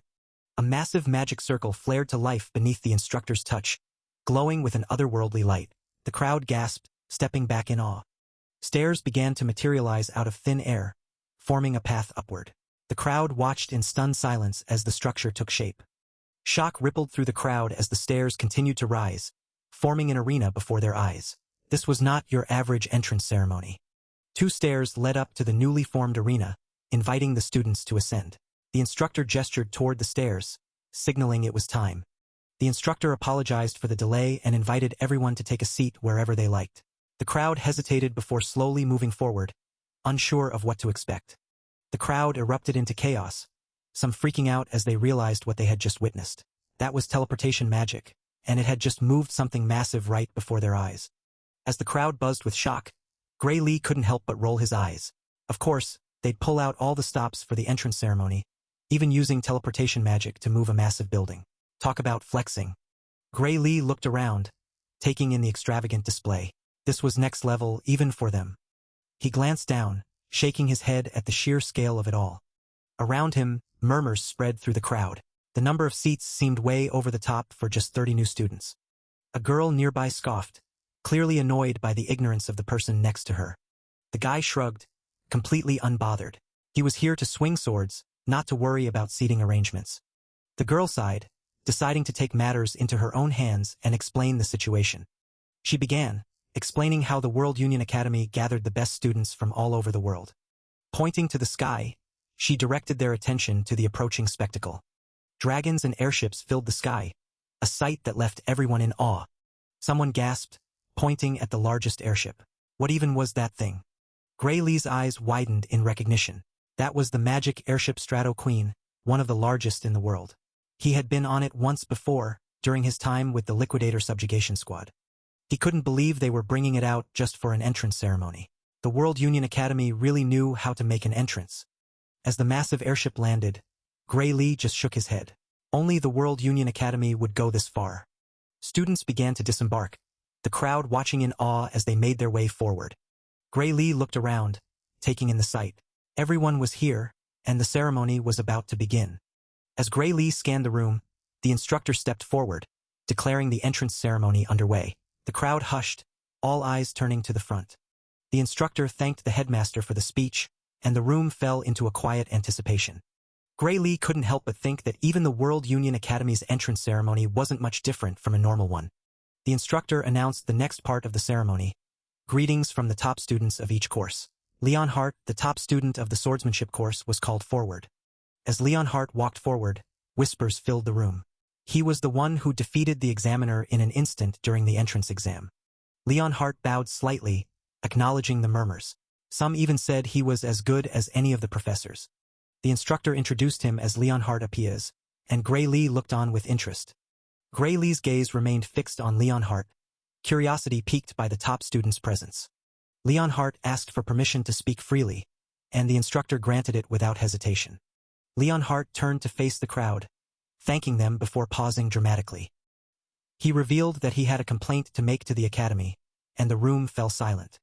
Leon Hart began by stating that not everyone was admitted the proper way, and the crowd held its breath. But then he shifted gears, expressing his honor to be admitted with the rest of the students. He encouraged everyone to work hard together so they could graduate as individuals capable of making meaningful contributions to the world. Leon Hart concluded by saying he looked forward to the days when they could aim high together. As students of the prestigious World Union Academy, his words resonated with the crowd, leaving them inspired and ready for the journey ahead. But just as the crowd was feeling the hype, Leon Hart turned and dropped a truth bomb. Someone among them didn't deserve to be there. The vibe shifted from inspiration to straight-up tension. Leon Hart wasn't playing around. He called out Professor Ariel, mentioning something called the Divine Eye. The professor fired back, saying all students had passed the rigorous exam.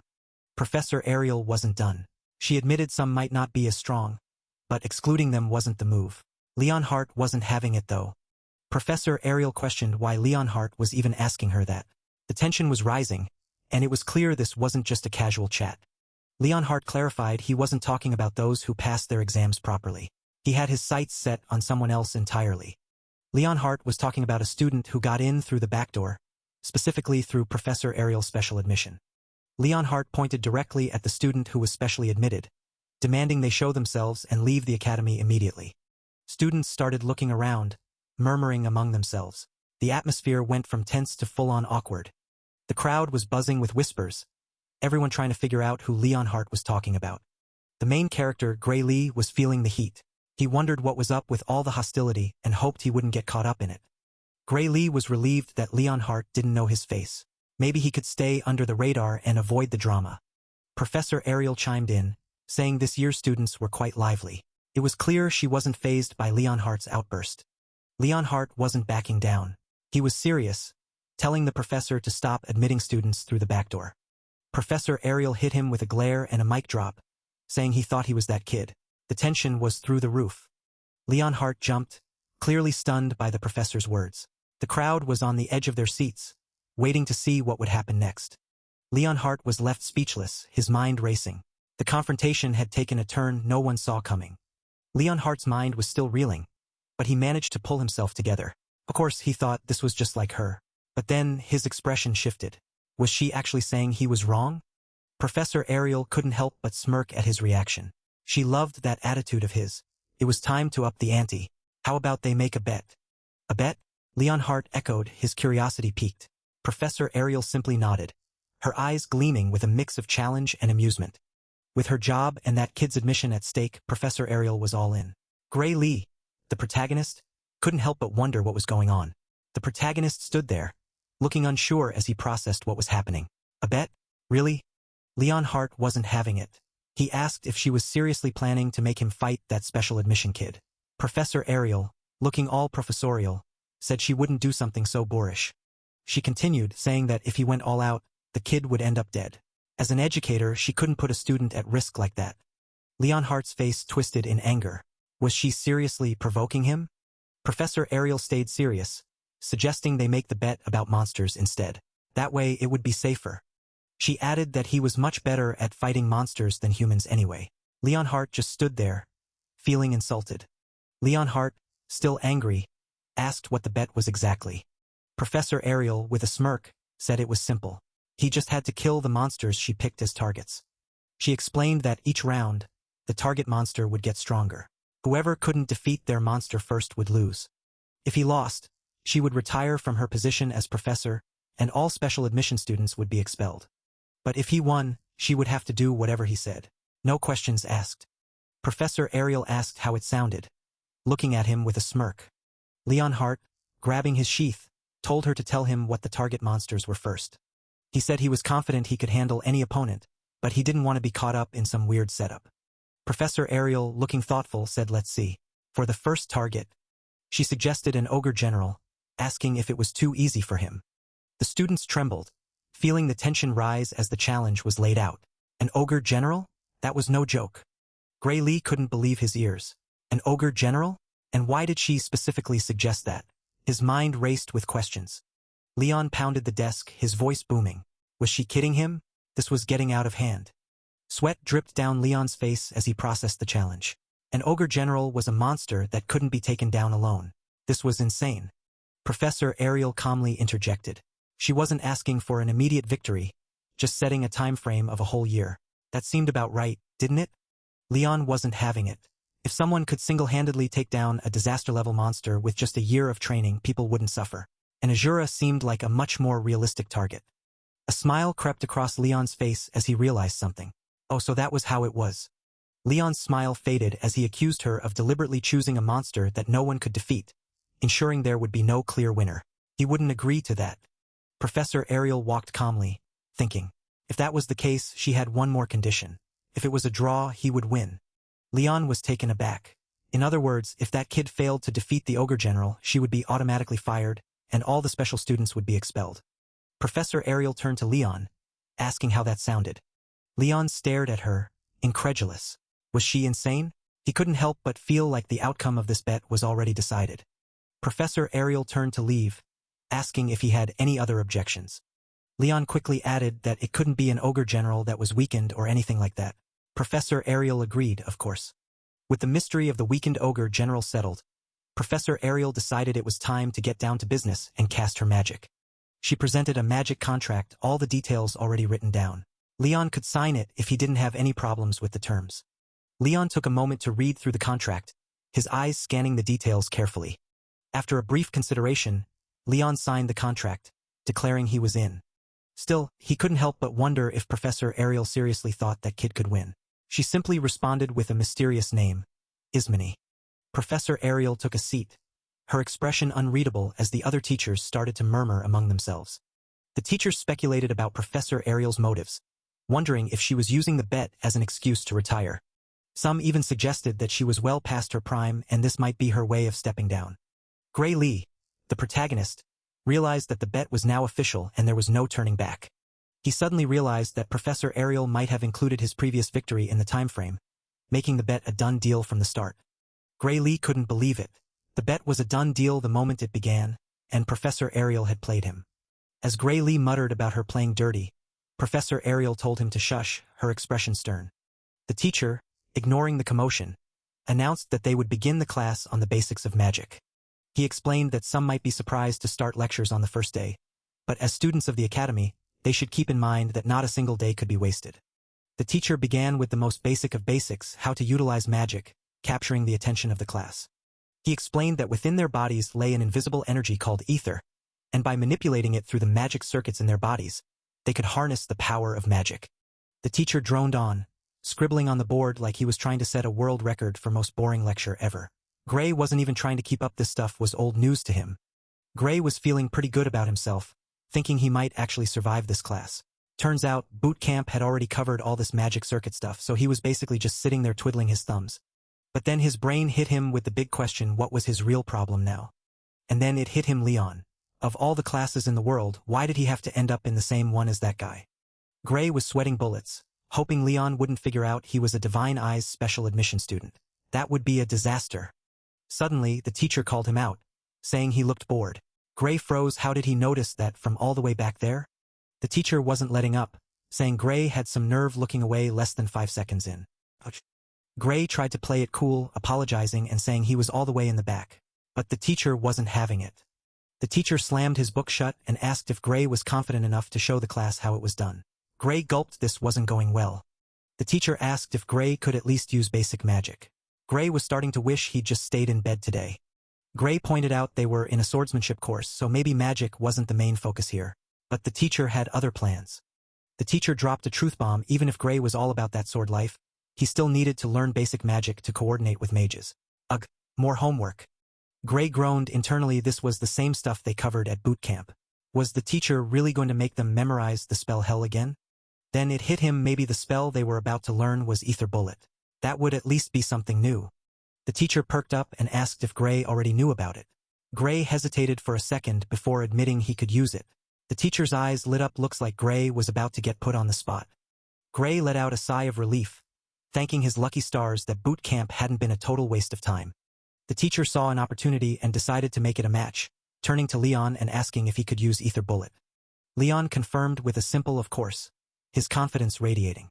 Leon addressed the professor, mentioning his training in both swordsmanship and magic even before starting school. He questioned if it was wise for Gray to face him in a real fight. The teacher brushed off Leon's concerns, stating that no matter the skill gap, they were only using Ether Bullet and Gray wasn't going to die.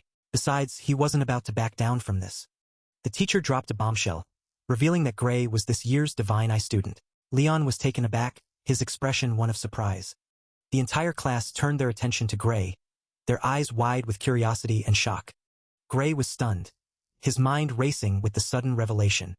The teacher wore an evil smile, clearly enjoying the drama unfolding before him.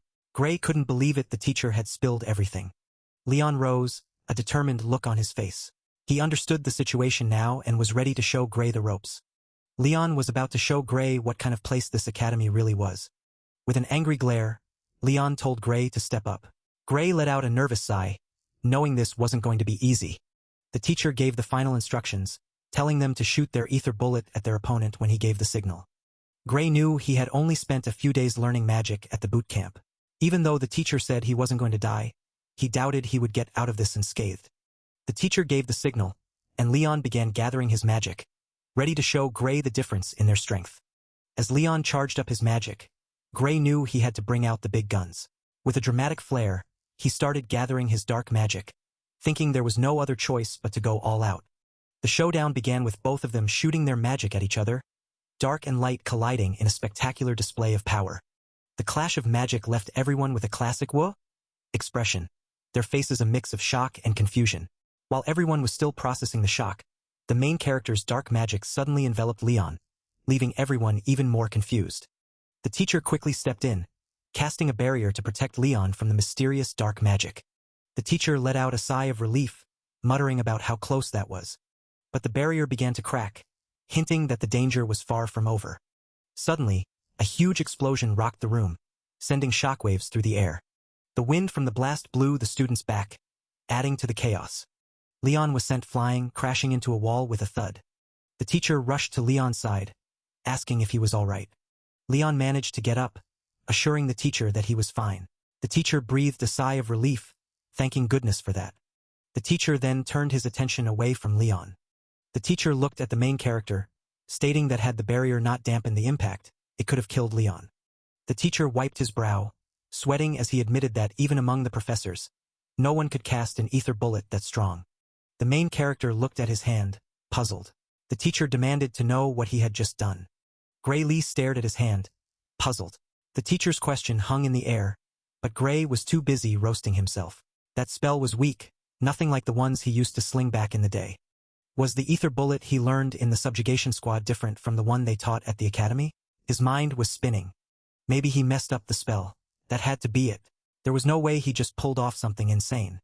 The teacher cut through his thoughts like a hot knife through butter. Nope, that was definitely an ether bullet. But the quality was next level. The teacher was losing it, saying Gray's ether wasn't your average, run-of-the-mill magic juice. It was super-compressed ether, whatever that meant. Gray's brain was short-circuiting. Super-compressed ether? Since when was that a thing? The students around him were whispering like they'd just seen a ghost. None of them had ever heard of super-compressed ether before.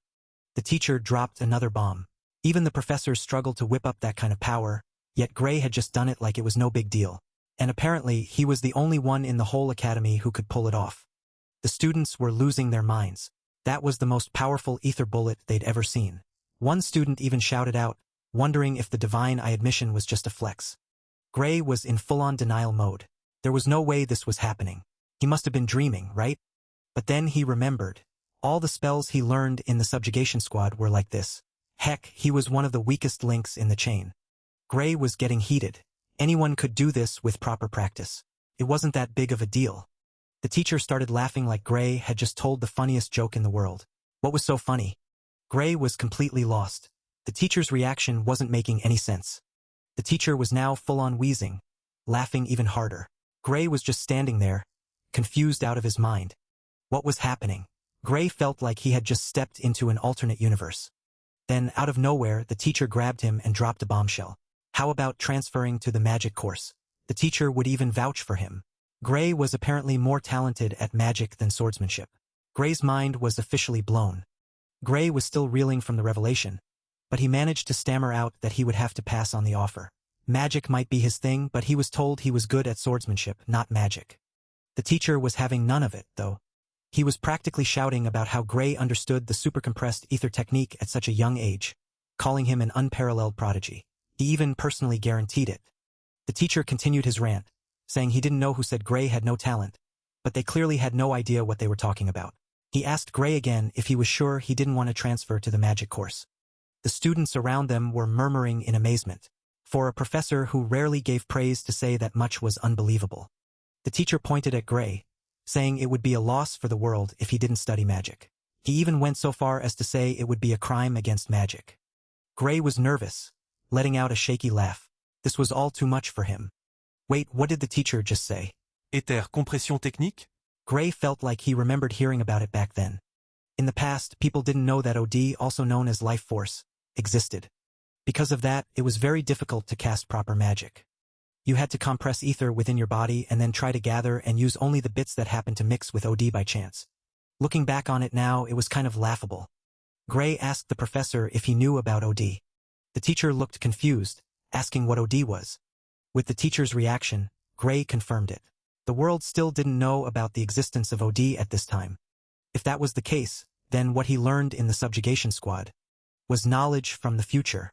With future knowledge in his mind, Gray Lee pondered how to reveal it. His teacher, noticing his potential, suggested he transfer to the magic course. Gray Lee apologetically declined, expressing his love for swords and gratitude for the offer, but firmly choosing to stay his current path.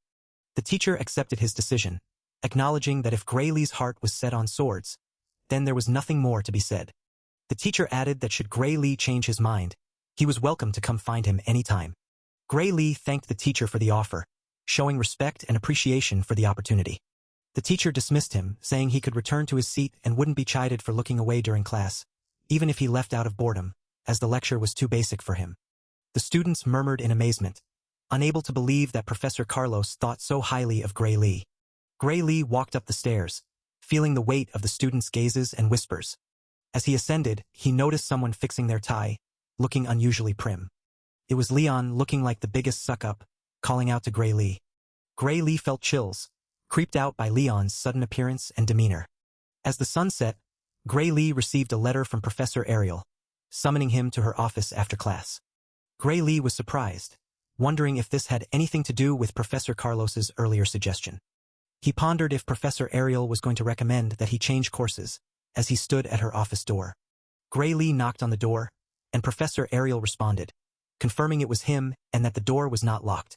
With a deep breath, Gray Lee opened the door, ready to face whatever lay ahead. The room was dimly lit, and Professor Ariel sat at her desk, a serious expression on her face. She looked up at Gray Lee, her gaze steady and unreadable, as he stepped into the room, the door clicking shut behind him. Gray Lee tried to apologize for the sudden intrusion, but his words got cut off as he noticed her gaze locked onto him. He glanced behind him, sensing something was off. In a flash, he drew his sword, reacting to an unseen threat. His blade moved on instinct, deflecting an attack that came out of nowhere. The girl stood there stunned, her eyes wide with shock. Gray Lee was just as confused, his body had reacted on its own, like muscle memory taking over. He waved his sword, trying to make sense of what just happened, wondering what in the world that attack was for. His eyes locked onto the girl, studying her as she slowly got back on her feet. She rose, brushing herself off, her expression a mix of confusion and determination. Gray Lee couldn't shake the feeling that he had seen her before, his mind racing to place where he knew her from. Professor Ariel watched from a distance, a small smile playing on her lips as she took in the scene. Not bad at all, she thought, impressed by what she saw. She nodded to herself, confirming what she had always believed. Her instincts about this one had been spot on. Two instructors nearby were deep in conversation, debating whether Bella had been holding back during the fight. Her movements had been flawless, but losing her sword so easily seemed off. Gray's eyes widened as he processed what he was hearing. Bella? Could it really be Bella Albright? His mind raced as he put the pieces together. The sorceress herself, right here in front of him. Professor Ariel couldn't believe what she was hearing. If they couldn't even tell if Bella was holding back, maybe they should reconsider their jobs. The professors exchanged nervous glances before one of them handed Ariel a stack of money, trying to laugh it off as a joke. But Ariel wasn't having it. She let the money pour onto the ground, forcing them to admit the truth. Gray looked around, confused by the sudden turn of events. What were the professors up to now? Ariel turned to Gray, explaining that they had been betting on whether he could defend himself, and thanks to him, she had just made a pretty penny. With a flick of her wrist, she tossed a gold coin to Gray, his share of the winnings. Gray caught it, eyes wide as he realized what he was holding. A gold coin worth a fortune. The mustache professor chimed in, agreeing with Ariel's assessment. From what they had seen, it looked like Gray had been holding back, not using his dominant arm during the fight. The professors noticed Gray holding back, almost as if he was trying to protect his immobile arm. It seemed like there was more to it than just a simple injury. The mustache professor wondered aloud if it was because of an injury, but the younger professor just hummed thoughtfully, clearly not convinced. The younger professor suggested that rather than a physical injury, it seemed like a deeper kind of wound. The mustache professor agreed, noting that a simple injury wouldn't cause that kind of behavior. Gray's arm hung limply at his side, a silent testament to the unseen pain he was enduring. Gray was surprised that they could tell all that just from looking at him. The professors exchanged a knowing glance, clearly impressed with their own deductive skills. The mustache professor boasted that if they couldn't tell that, they wouldn't be professors at this academy. The younger professor added that it seemed Professor Ariel was already aware of it during the exam. Professor Ariel, having heard enough, asked them to leave, stating that Gray was her student and she wouldn't give him up. As they walked away, the younger professor admitted that Gray had potential, at least for now. The mustache professor warned Gray that even if that wound healed, he still failed to meet the academy's admission standards. He told Gray to keep that in mind, leaving Gray with a lot to think about. The door slammed shut, leaving Gray alone with his thoughts and Professor Ariel. With the nuisances out of the way, Professor Ariel turned her attention back to Gray, ready to talk about something more important. She wanted to talk about magic, a topic that seemed to make Gray both nervous and excited. Professor Ariel mentioned that she had heard Gray used supercompressed ether in Professor Carlos's class.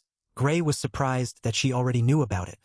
Professor Ariel revealed that Professor Carlos had come to her office and asked her to hand Gray over to the magic course. But she had refused, believing Gray was more suited to wield the sword than magic. Using her divine eye, she confirmed that to her, Gray was more suited to wield the sword than magic, leaving Gray with a sense of determination and purpose. With his newfound determination, Gray was ready for whatever came next, but Professor Ariel wasn't done with him yet. She pointed out that he definitely didn't look like he was good at magic compression, and it was clear he hadn't practiced it at all. Gray thought about lying but decided it was best to come clean. He admitted that it was, as she said, he wasn't good at magic compression. Professor Ariel was curious about the trick he used and promised not to divulge it to anyone, even offering a reward for the information. She really needed to know, for the sake of a certain girl. Gray realized she was talking about Bella, the girl known as the sorceress. Professor Ariel confirmed that Bella was a genius at magic theory but far from the best at wielding it. For some reason, Bella just couldn't use the ether compression technique well, which meant she couldn't create supercompressed ether. Gray had heard that Bella was a late bloomer, which explained her struggles. Professor Ariel mentioned that according to Professor Carlos, Gray had used supercompressed ether without actually compressing ether. If there was a way to use supercompressed ether without actually compressing ether, then Bella wouldn't have to be sent to Professor Bradley. Gray was taken aback. Professor Bradley? He couldn't believe what he was hearing.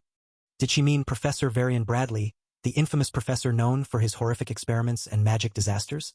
Professor Ariel confirmed that she was indeed talking about Varian Bradley, and Gray knew exactly who she meant.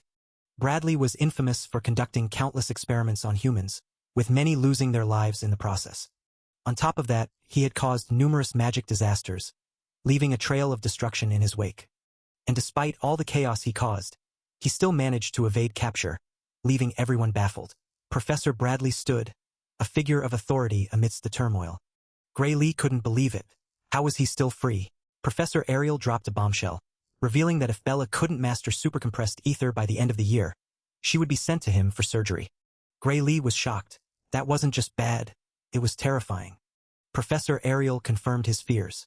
The surgery was a cover for human experimentation, a dark secret hidden behind the pretense of enhancing magic abilities. Rumors swirled about the grim fate of those who underwent the procedure. Some didn't make it out alive, while others were left broken and scarred. Bella trembled, knowing the danger but also the deadline looming over her. If she couldn't master supercompressed ether by the end of the year, she would be sent to him. Professor Ariel's words were clear. She would rather see Bella quit the academy than be subjected to such horrors. Gray Lee pondered the magic he knew, knowledge that didn't yet exist in this time. Sharing it could change the course of history, but was it worth the risk? Bella trembled, the weight of the situation pressing down on her. Gray Lee saw her fear, and it reminded him of something dark from his past. He recalled the Liquidator, a figure of dread and power. Memories flooded back of the Liquidator's victims, their fates sealed and tragic. A smile crept across Gray Lee's face. Maybe it was better to change the future than let it repeat its mistakes. He set down his tea, determination in his eyes. He understood the stakes and was ready to act. Gray Lee decided to teach Bella how to use supercompressed ether, a glimmer of hope in the dark times ahead. Gray Lee decided to teach Bella how to use supercompressed ether, a glimmer of hope in the dark times ahead. With that, they stepped into the arena, a place where magic would either make or break them. Gray began with chalkboard drawings, laying out the basics of magic as he understood it. After going through the basics, Gray wrapped up his lecture, hoping that the Azuras wouldn't mind him sharing this knowledge. He had done his best to prepare Bella for what was to come. Professor Ariel chimed in, reminding everyone that they had even signed a magic contract. Breaking it would mean certain death, a fact Bella echoed with a hint of nervousness. Gray asked for their thoughts on his teachings, curious to see how his future knowledge would be received in the present. Professor Ariel admitted that just learning about OD had blown her mind. The knowledge Gray revealed was beyond anything they had ever imagined. Bella found Gray's lecture brief yet well-organized. It felt like she had been transported to a magic class from hundreds of years into the future. She even went as far as saying that Gray's explanation had advanced the history of magic by 100 years. Gray thought to himself that it made sense, considering he had learned it from a lecture 10 years into the future.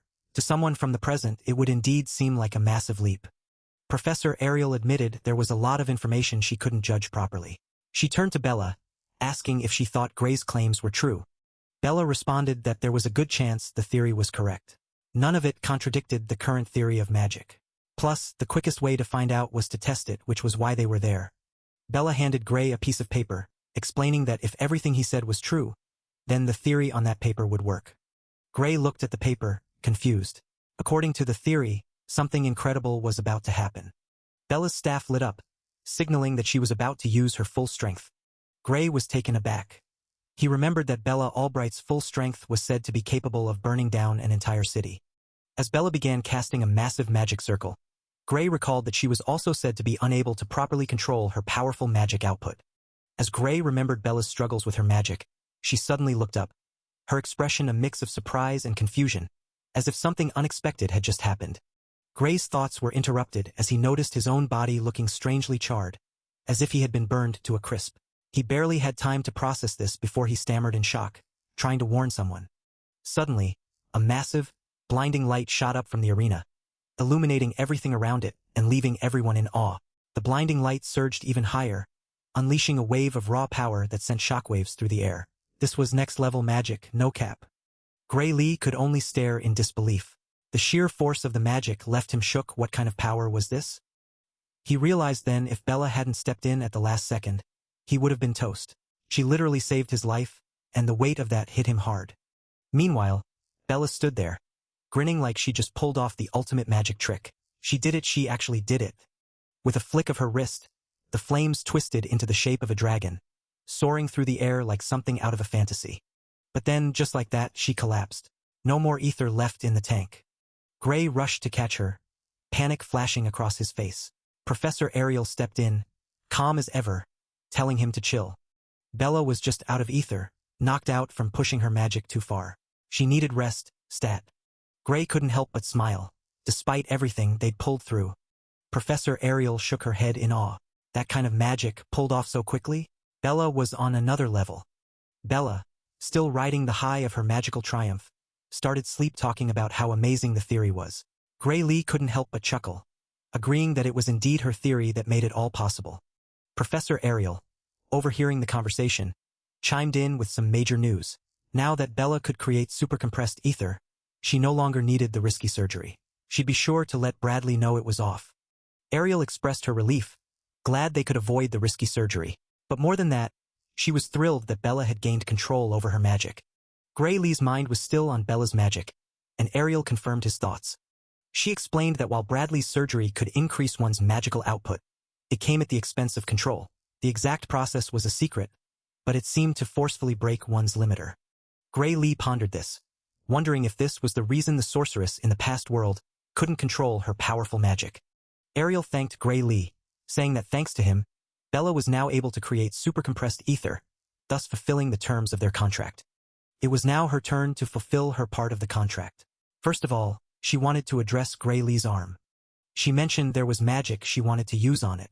Gray Lee was curious and a bit hopeful. Professor Ariel used a blue, nature-like magic on Gray Lee's arm. As the magic took effect, Gray Lee's arm began to heal. He could feel the difference almost immediately. Ariel asked how it felt, and Gray Lee, with a mix of surprise and joy, realized he could move it. He excitedly thanked Professor Ariel, his gratitude overflowing. Gray Lee was amazed.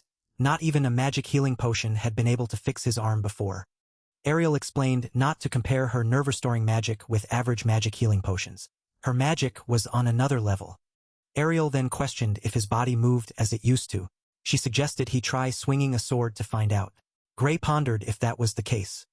Gray drew his sword, preparing to test his restored nerves. With a swift motion, he swung the sword, feeling the movement. He looked at the sword, examining it closely. Gray swung the sword a few more times, testing his strength and agility. Gray admitted that it didn't feel like it moved as well as it used to, just as he thought. Ariel mentioned that while she may have repaired his nerves, her magic couldn't heal the wounds in his soul. Gray was taken aback, wondering about his soul. Ariel confirmed that he heard her right, emphasizing the state of his soul. Ariel explained that today's magic knowledge hadn't proven the existence of one soul, but she believed it did. She closed her eye, preparing to use her divine eye. Opening her eyes with the divine eye, she declared that she could see it with her own eyes.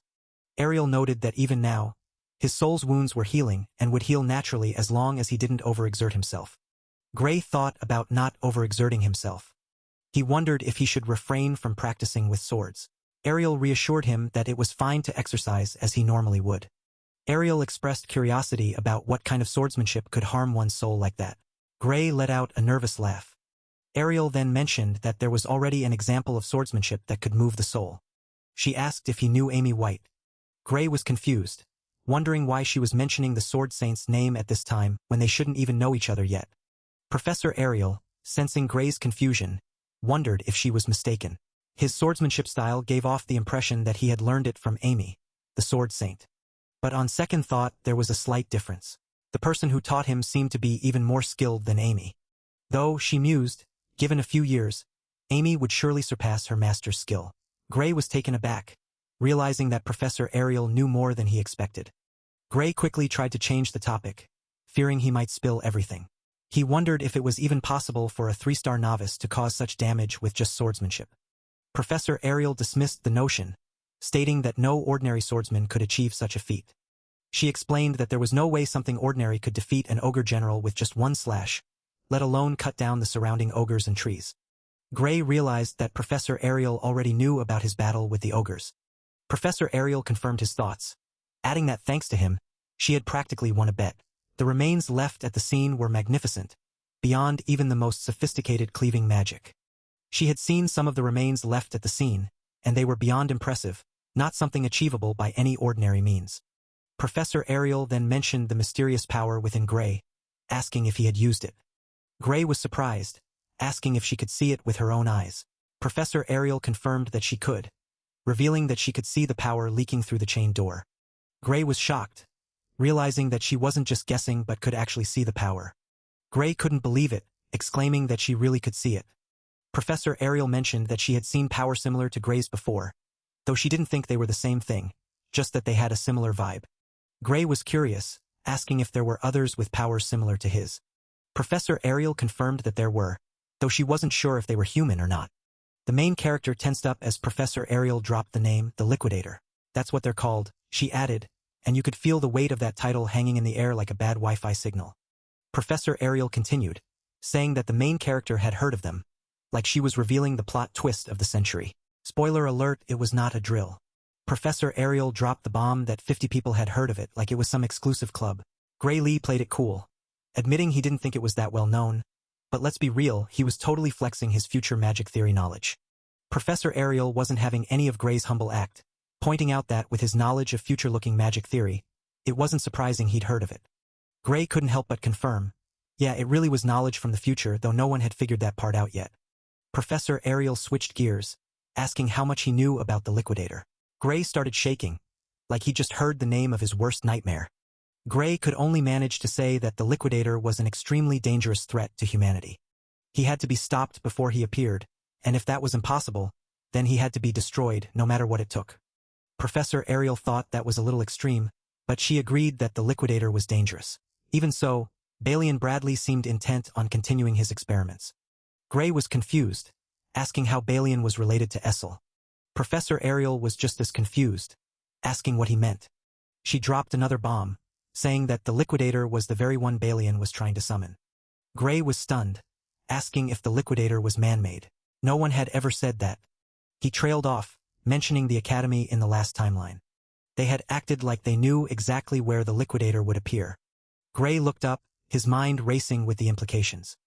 He turned, his expression darkening as the pieces started to fit together. Was the Academy involved in summoning the Liquidator all along? The Academy's involvement in summoning the Liquidator left Gray Lee unsettled. That experiment had to be stopped immediately, he thought, his mind racing with urgency. Professor Ariel nodded in agreement, her expression serious. The weight of the situation was clear on her face. Unfortunately, the one running the experiment was a professor just like her. She didn't have the authority to shut him or his experiment down. She had pushed the higher-ups to cancel it, but they wouldn't listen. Gray Lee's eyes narrowed as he asked who these higher-ups were. The mystery deepened, and his determination grew. Professor Ariel shook her head. Sorry, but she didn't have the authority for that either. The bottom line was that orders came from above, and no one could force the experiment to stop. Not even a name, huh?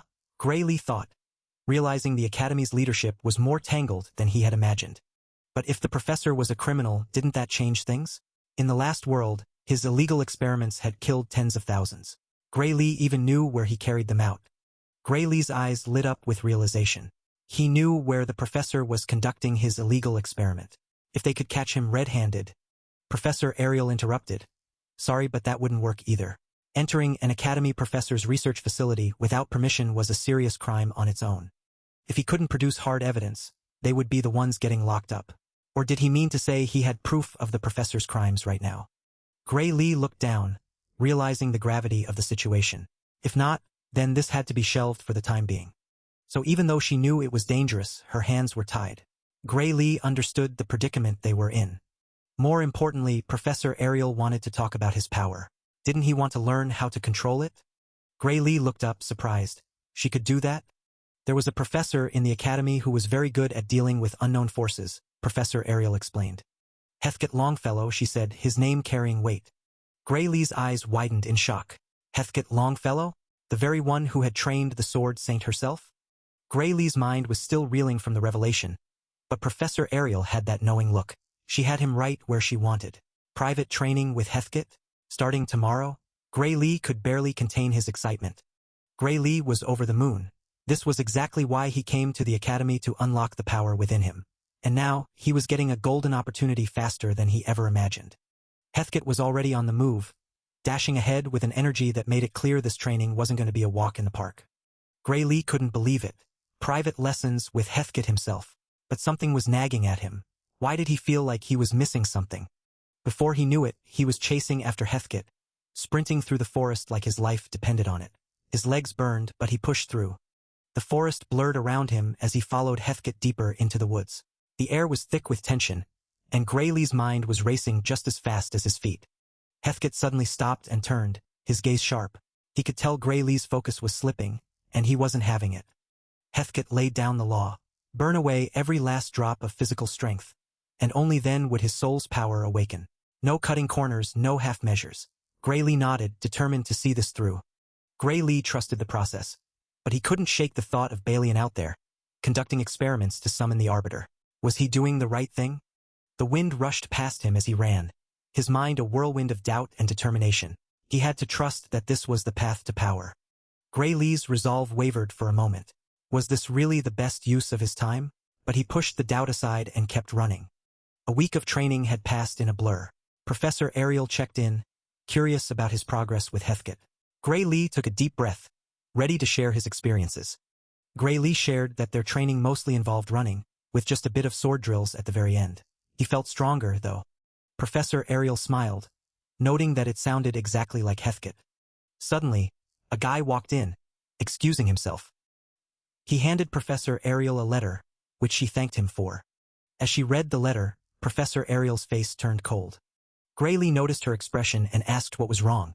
She turned the letter towards him, leaving Gray Lee stunned. The letter revealed that Bella hadn't compressed ether, it just looked like she had. Bradley claimed the contract was still valid. Gray Lee yelled, calling this ingratitude. Professor Ariel explained that Bradley was determined to force Bella into surgery, even if she didn't need it anymore. Gray Lee asked if Bella could refuse. Professor Ariel sadly replied that the contract was airtight. Unless Bradley himself voided it, Bella's only choices were expulsion or the operation. Professor Ariel was mad. Gray Lee firmly said no. Professor Ariel slapped her desk and told Gray Lee she needed his help. She asked him to take her to Bradley's lab. If they exposed him as a criminal, the contract would be null and void. Gray Lee smiled. Gray Lee's smile faded into a sigh as he couldn't help but call out the obvious. He had warned them it would be dangerous without proof. Professor Ariel stepped forward with determination, assuring him they would find evidence. She was putting her faith in him. A pause hung in the air as she reconsidered. Maybe she already had the proof from the very start. Her eye had told her something crucial. That Gray Lee had been telling the truth this entire time. It had just taken her 991 sighs to admit it. With newfound resolve, she turned to Gray Lee and urged him to show her the way. Together, they started walking, ready to bring the hidden crimes to light. Gray Lee knew the location of the laboratory, hidden in the mountains near the village of Teruel. Professor Ariel confirmed it, recalling the authorized lab in that remote area. She was certain that the lab was indeed authorized by the Academy, making it the perfect cover for something more sinister. Professor Ariel stood thoughtfully, her mind racing with possibilities and concerns. Gray Lee couldn't shake the feeling that something was off. An authorized lab used for illegal experiments? It didn't add up. Professor Ariel pointed out the obvious. Where better to conduct illegal experiments than a place where no one would question your presence? She added that no professor would dare interfere with another's lab, making it the perfect hideout. Gray Lee considered the risks but reasoned that if they could gather evidence of the crimes, they wouldn't be charged with breaking in. A knock on the door interrupted their conversation. Bella announced herself and was invited in by Professor Ariel. Bella entered, holding a letter that seemed to trouble her. Professor Ariel took the letter from Bella, her expression serious. She assured Bella that she would take care of it, whatever it was. Bella started to ask what she meant, her curiosity piqued. She wondered if Professor Ariel was planning to confront Varian alone, a dangerous prospect. Professor Ariel chuckled, her confidence evident as she assured Bella that she alone was enough to handle the situation. Her determination was clear, but Gray Lee couldn't just stand by. Bella turned to Gray Lee, her expression a mix of worry and resolve. Gray Lee stepped forward, insisting that he was going too. There was no way he was letting them face this alone. Bella nodded, her own problem was hers to face as well. Professor Ariel held up a hand, her expression turning serious as she warned them about Varian. She explained that Varian was not just an academy professor but also a lunatic who had conducted dangerous human experiments. If he caught one of them, there was no telling what he would do. With Varian's reputation as a lunatic conducting dangerous experiments, going alone would be a terrible idea. Gray Lee argued that he could use the same power he used to take down the Ogre General to help. Besides, if Professor Ariel disappeared, he would get expelled from the Divine Eye admission as her student. He pleaded with her to at least let them decide their own fate. Professor Ariel sighed, realizing that they were determined to go, even if she tried to stop them. In that case, she would let them go under one condition. No matter what happens, they must prioritize their own safety first. They both agreed to her condition. The trio headed towards the mountain under a dark sky, the castle looming ahead. Bella wondered if Varian was really conducting his illegal experiments there. The three hid in a bush, trying to stay out of sight. Professor Ariel confirmed that they were going to look for evidence of Varian's illegal activities. Gray Lee was sure that this was definitely the place. Bella trusted his judgment but wondered if they could actually gather evidence without any trouble.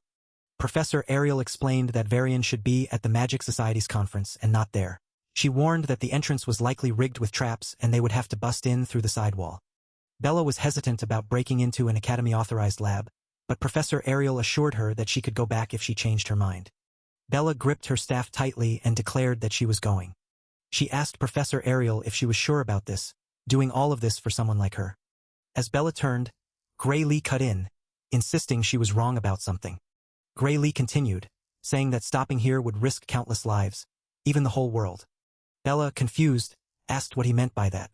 Professor Ariel chimed in, saying that while Gray might be exaggerating, she agreed that they needed to stop whoever was responsible for this. She assured Bella that they weren't risking their lives just for her sake. With that, they dashed forward at blazing speed, ready to take action.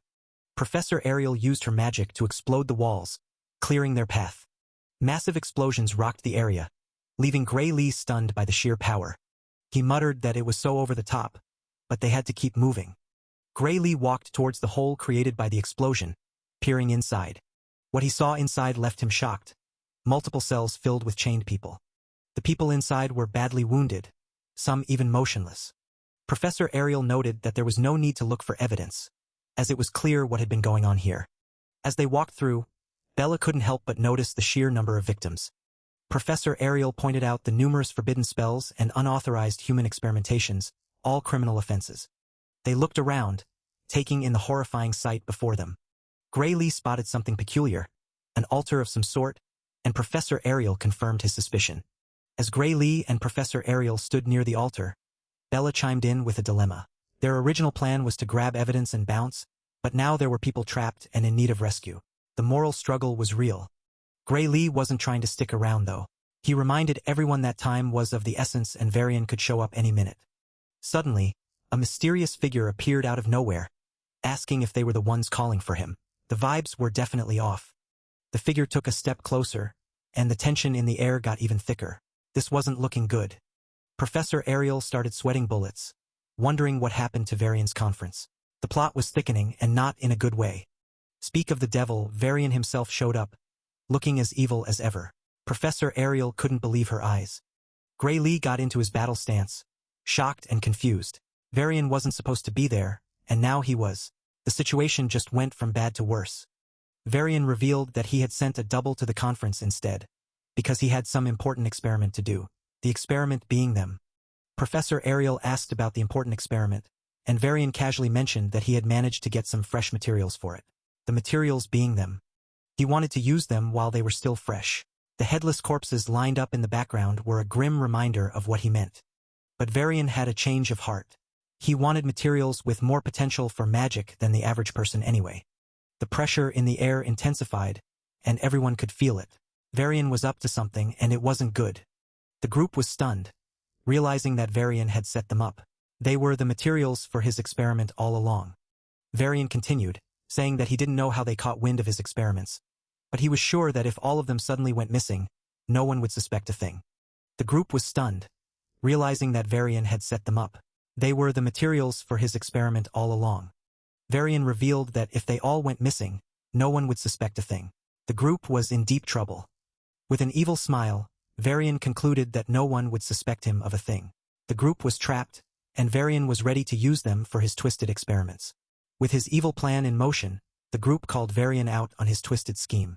But Varian, ever the chill villain, just shrugged it off. He was basically like, "No worries, your sacrifice is going to be literally pushing magic to its limits." Varian dropped the ultimate villain line since he couldn't just let them walk. He'd make sure they were put to good use. Classic bad guy move.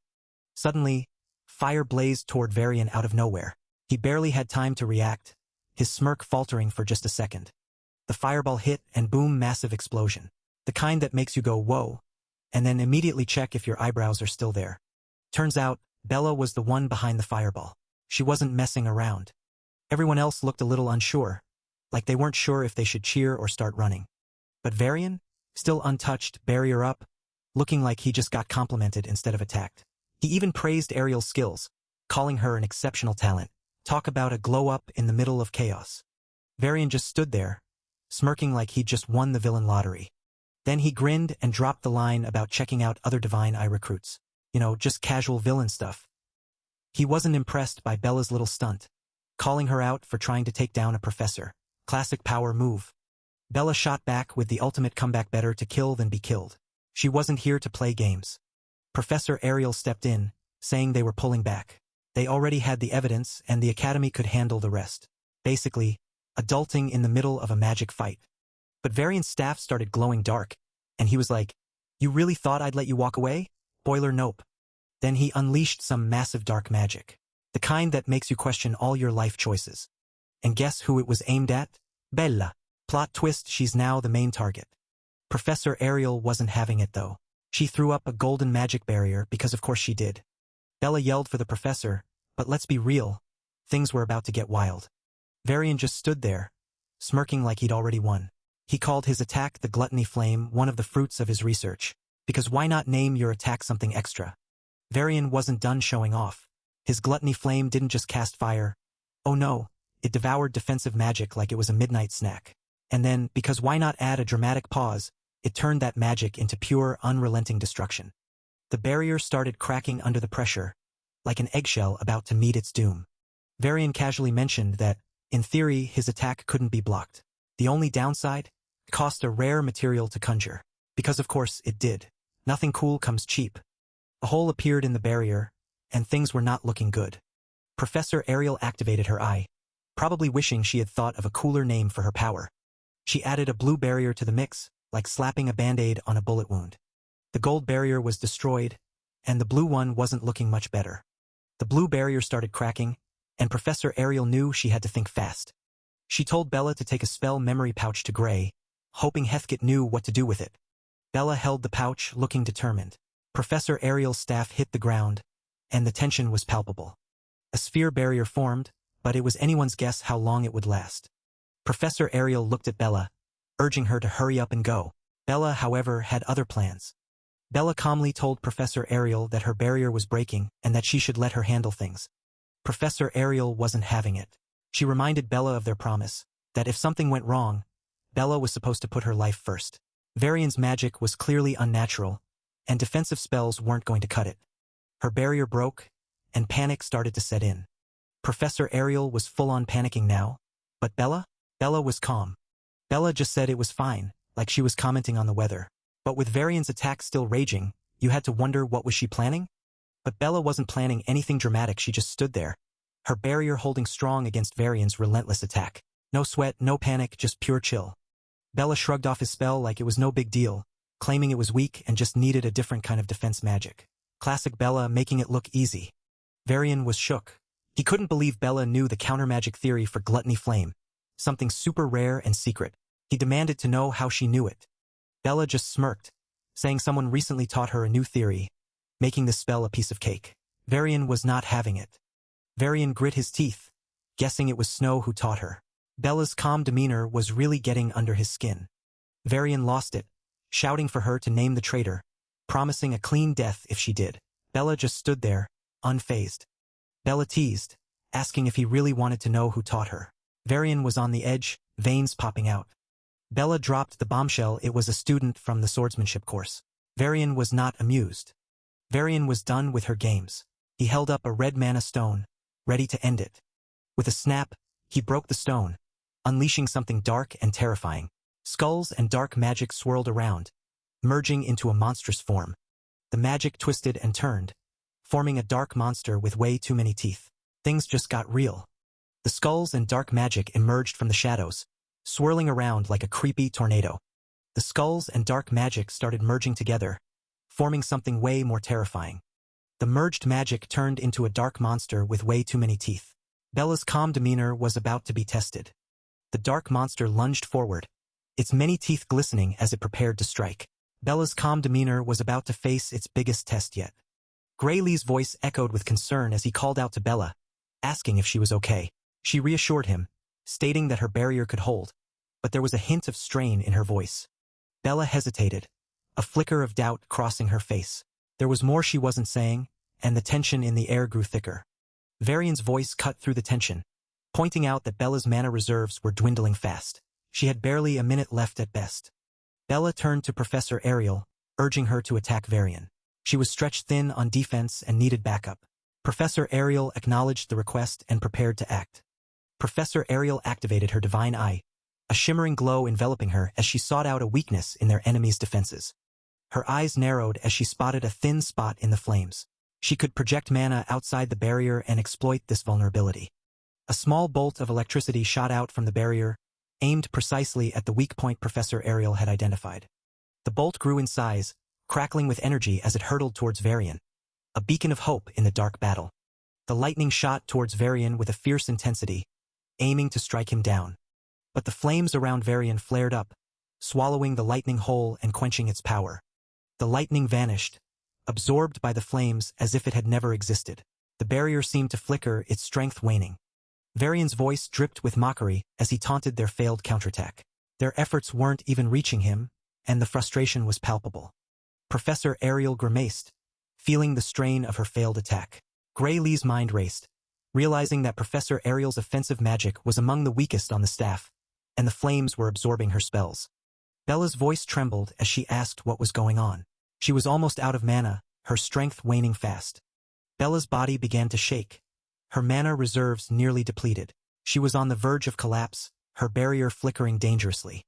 Professor Ariel's voice was tinged with regret as she reminded Bella of her earlier advice to run away.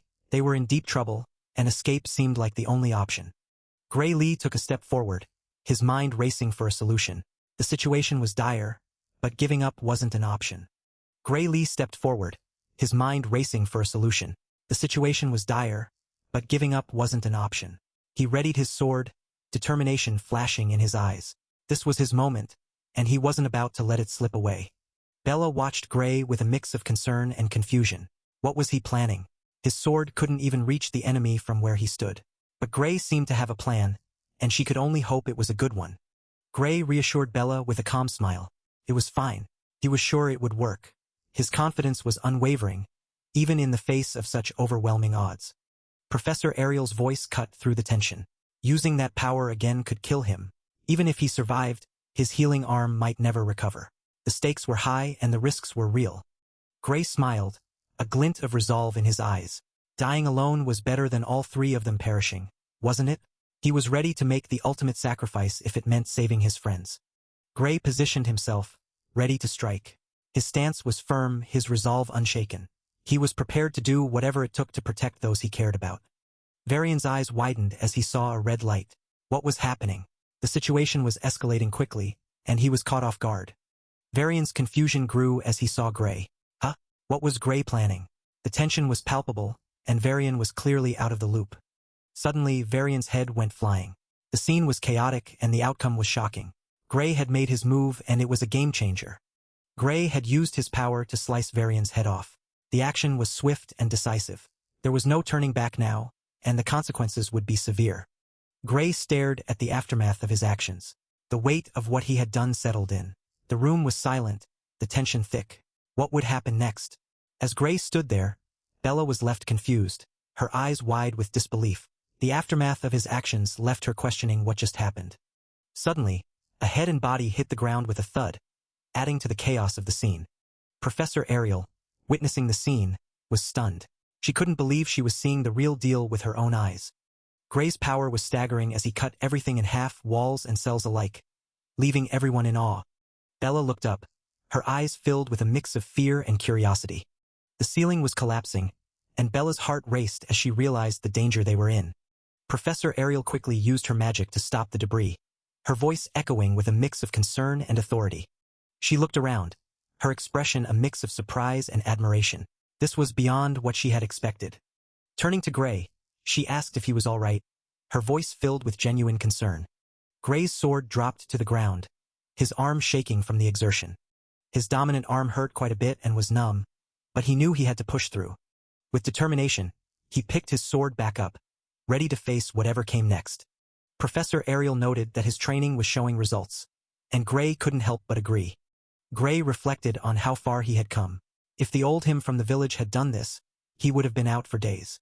Now it only left him with a hurting arm, a sign of his improvement. He couldn't help but feel a sense of pride. All that training was really worth it. Still riding that post-training high, Gray Lee was met by Professor Ariel, who expressed her gratitude for their survival, but also carried a hint of guilt for pushing him to use that power. Gray Lee brushed off her concerns, insisting it was his call to stop Varian in the first place. Professor Ariel, with a soft smile, thanked him. But then she dropped the bombshell, asking him to avoid using that power for a while. The reason? The damage could become irreversible. Yikes, talk about a power with some serious side effects. Gray Lee noticed Bella nearby, looking a bit lost in the conversation. He reassured Professor Ariel he understood, but Bella, being the curious cat she is, couldn't help but butt in, asking if that magic was just Eamon. She admitted she didn't sense any ether at all. Professor Ariel's eyes narrowed slightly, sensing where this was going.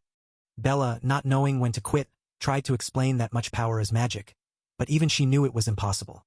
Professor Ariel, not having any of it, shut her down, saying she'd prefer if Bella didn't probe any further and to keep what she saw under wraps. Bella, looking confused, let out a nervous chuckle, not quite grasping the severity of the situation. Professor Ariel's hand lit up, a clear sign she was serious. If Bella couldn't promise to keep quiet, the implication was clear. Professor Ariel was ready to pull out the big guns, threatening to remove Bella's memories if she couldn't keep her word. Bella, finally getting the hint, quickly agreed, even suggesting a magic contract to seal the deal.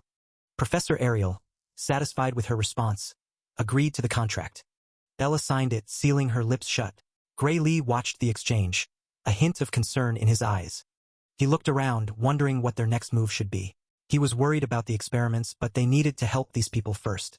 They were just being put to sleep with magic, but still, it wasn't safe. Professor Ariel snapped her fingers, agreeing they should take them to the Academy's medical facilities, just to be safe.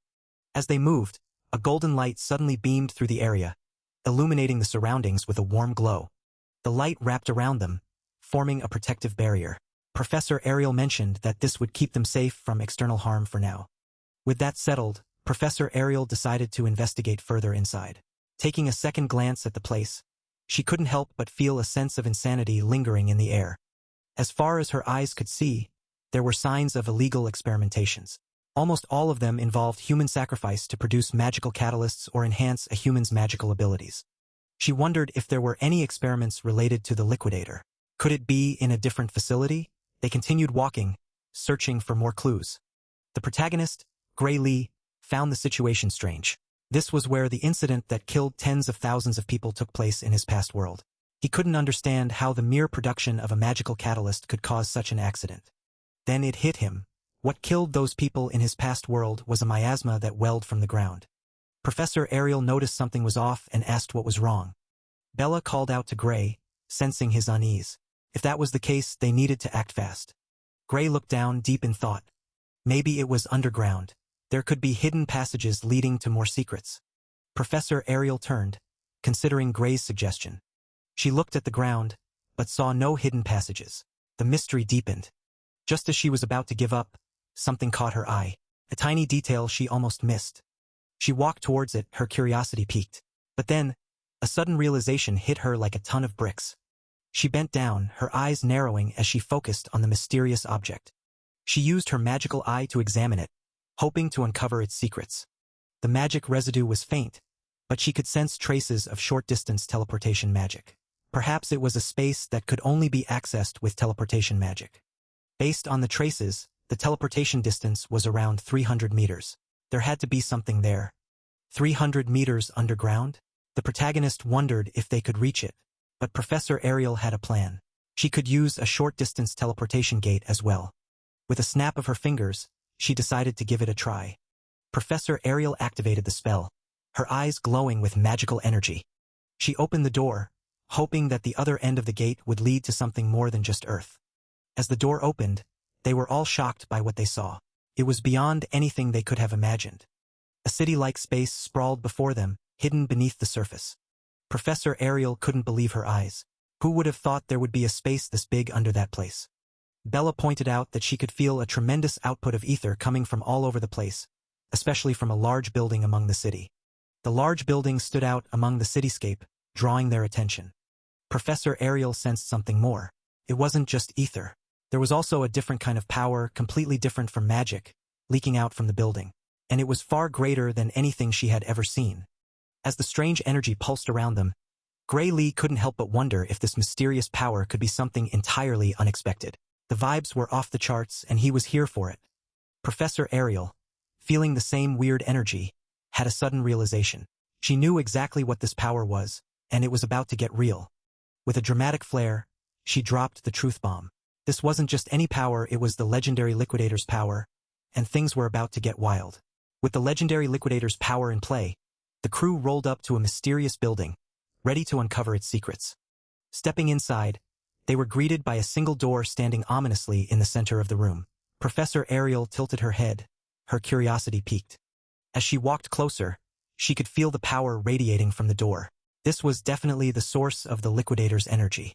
She knocked on the door, but there was no sign of the Liquidator. The room was eerily silent. Bella, looking nervous, asked if they should really be messing with whatever was behind that door. Professor Ariel told her to relax. The door itself didn't hold any power. It was just a symbol for the ritual. As she opened the door, she explained that the real power was in the magic rigs around it. Turning her attention to the rigs, she could sense the power emanating from them. The rigs were the key to summoning the Liquidator's power. Suddenly, the rigs lit up, casting an eerie glow throughout the room. The protagonist freaked out, asking if they were trying to summon the Liquidator. The tension in the room was palpable. Bella, looking worried, said that the magic was way too dangerous and they needed to shut it down immediately. Professor Ariel told everyone not to rush in. Her prediction told her that this setup couldn't actually summon the Liquidator. But then, the door shattered, and a hole began to open up in the center of the room. The protagonist yelled that the space was being torn open. Bella called out for the professor, her voice filled with panic. The rigs lit up even brighter, and the protagonist looked on in shock and confusion. What was happening? The room was filled with an intense, blinding light. The protagonist could only stare, his mind racing with questions and fear. The protagonist's mind was still spinning when Professor Ariel stepped forward, her eyes narrowing at the magic rig. She had suspected this all along. This wasn't just any magical setup. Those devices weren't designed to summon the liquidator. Instead, they were punching a tiny gap toward its location. Looking up, she continued, and funneling the power that was leaking through. The core they were using to harness that power was dark, twisted. It was fueled by human lives, most likely.